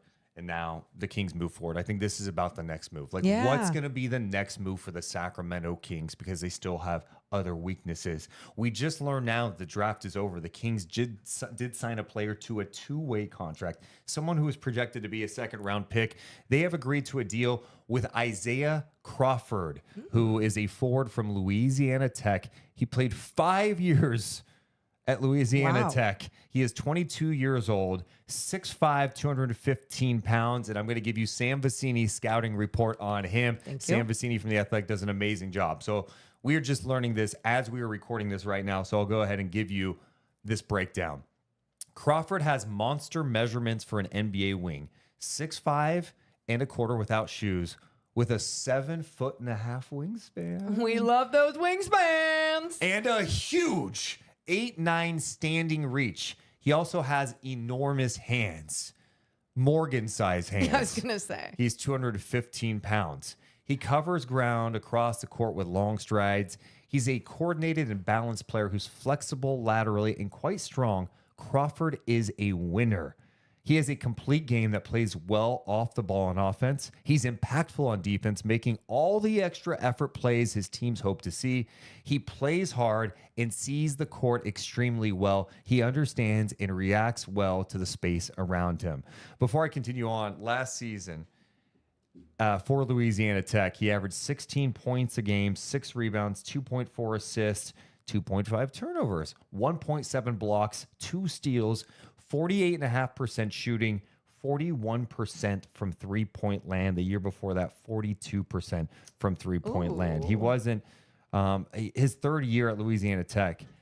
He dealt with an injury because he only played 3 games. Yeah. So he responded well from that and played 32 in back-to-back years. Love it. Love it. I'll continue on. The defense is Okay. his calling card in the NBA, according to Sam Vecini. Yeah. Here's this breakdown. Though he's not fast, he covers a lot of ground with his length and his long strides. He's active and engaged on that end. He's very balanced with his footwork, never taking extra choppy steps. He's best off the ball on defense. That's where his primary impact will come into play. He's awesome when rotating. Okay. You like what you're hearing? Oh, yeah. He communicates well with his teammates and moves well all over the court, closes out exceptionally, and is great in help situations. Beyond that, he was a monster playmaker at Louisiana Tech, averaging 2.1 steals a game, 1.9 as a junior. His hands were consistently in the passing lanes, and he's not a huge gambler, but frequently gets his hands on balls anyway with the timely digs and early anticipatory rotations. Wow. He also figured out how to bait ball handlers into making poor passes on the perimeter because they would misjudge his length, which often resulted in a steal. Also blocked 1.7 per game because he's a terrific rotational threat from the opposite side of the court. He's a good on-ball defender. Offensively, you're probably wondering. I'm totally wondering. Yeah, he played a point forward style 4-man for Louisiana Tech. He would bring the ball up on the court, up the court regularly, but also played off the ball on the wing at times. He's a patient driver. He can use his frame to get to his spots. Says he has some concerns about how that skill will translate to the NBA. The weaknesses, saying he is a below average athlete by NBA wings. He's not quick. I think his first step and first stride can be slow, even if he's flexible. Okay. Says his percentages, touch, and mechanics as a shooter are good, but in terms of NBA translation, it's worrying that he's not a high volume shooter. His release takes a long time to develop because he brings the ball up slowly. No. That extended to all levels of shooting, both on the turnarounds he'd take after getting cut off on his drives and the threes he'd take off the catch. He's not always prepared to shoot when he gets the ball. Since he projects as a 3-and-D player at the NBA level, he must speed up that motion and become a high volume shooter. Okay. Finally, lacks some foot speed on defense. Players occasionally drove past him in a straight line. Crawford can get his body onto someone and then use his length to recover on plays, but those margins are close in the NBA. So his summary said, I love the idea of Crawford. Yeah. And I love Crawford's tape, especially on defense, more than I loved him as a prospect. I am confident Crawford will be capable of defending at an NBA level and could be an impact player on that end with his work away from the ball. His frame is tremendous for an NBA wing, and he should be able to guard multiple different players. Okay. There are a couple of potential pitfalls for a player who will turn 23 early in his first season. Throw in the multiple ACL tears on top of that, and I don't see a first-round grade for Crawford. It would be tough for me to give him a guaranteed multi-year contract, but I would buy a team drafting him in the second round and giving him a 2-way contract. Which is what happened. So there is Sam Vecini talking about Isaiah Crawford. Does amazing work for the Athletic. So Isaiah gets a 2-way contract with the Sacramento Kings. Of course, every NBA team gets 3 2-way deals, and then none of them are guaranteed. Yeah. So there you go. Cool. I like it. I mean, again, especially when you hear what you do like about a player, you never want to get too excited when it's a second rounder or 2-way guy or anything, just because they could still be a good basketball player, but it never actually translates to the NBA level, right? And so it's just something I always keep in mind because I always want to get excited. There's always going to be hope there when these kind of situations happen, but it's definitely a wait and see. So the Kings wrap up the draft.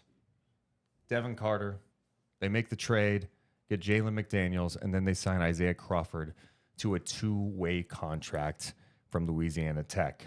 What's next for the Sacramento Kings? Well, NBA free agency officially starts June 30th, 3 p.m. Pacific time. We're going to have a live stream for that starting at 2 p.m. Pacific time on Sunday, and we're going to have reaction. If there's anything big that breaks before then, you know where to find us, youtube.com/@DeuceandMo. And then, of course, we post all the audio on Spotify, Apple Podcasts, wherever you get your podcasts.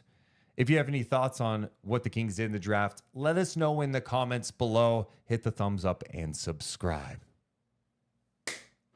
That's a wrap on this, huh? Good job. That's a wrap on this. How about the chat? I'm going to give a shout out to the chat real fast. The chat, who, while we were recording our little breakdown of the draft, alerts me to Isaiah Crawford. Okay, teamwork. You guys throw Teamwork. I see Isaiah Crawford. I double check on my phone. Isaiah Crawford, check. I have my draft profiles pulled up from Sam Vecini. Check. Isaiah Crawford smoothly got to him. We love it. The real MVP. Yep. Seriously, that was like you guys were our producers in the background. Love it. Thank you. Anyway, that's going to do it for us today. We appreciate you guys hanging out with us the last couple of days. If you haven't done it yet, make sure to hit the thumbs up. Make sure to like, subscribe, all that, blah, blah, blah, blah. We can't thank you enough for being a part of this journey. And no, we are going to have a ton of coverage. It's a marathon the next few weeks, okay? We've got all the rumors that we're going to tackle throughout the NBA that will drop on our page. In addition to that, we'll also be covering NBA free agency. We'll be at the California Classic. And then we are going to Las Vegas for Summer League for a long time. I'm going there for like almost a week. Morgan's going over a week. So it's going to be a lot of fun, and we're going to have so much content coming your way. We appreciate you guys. We love you guys. But we got to go. You all have a wonderful rest of your day. See ya. Deuce and Mo, Deuce and Mo, Deuce and Mo. They tell you what they know. Deuce and Mo, Deuce and Mo, Deuce and Mo. The podcast that you know.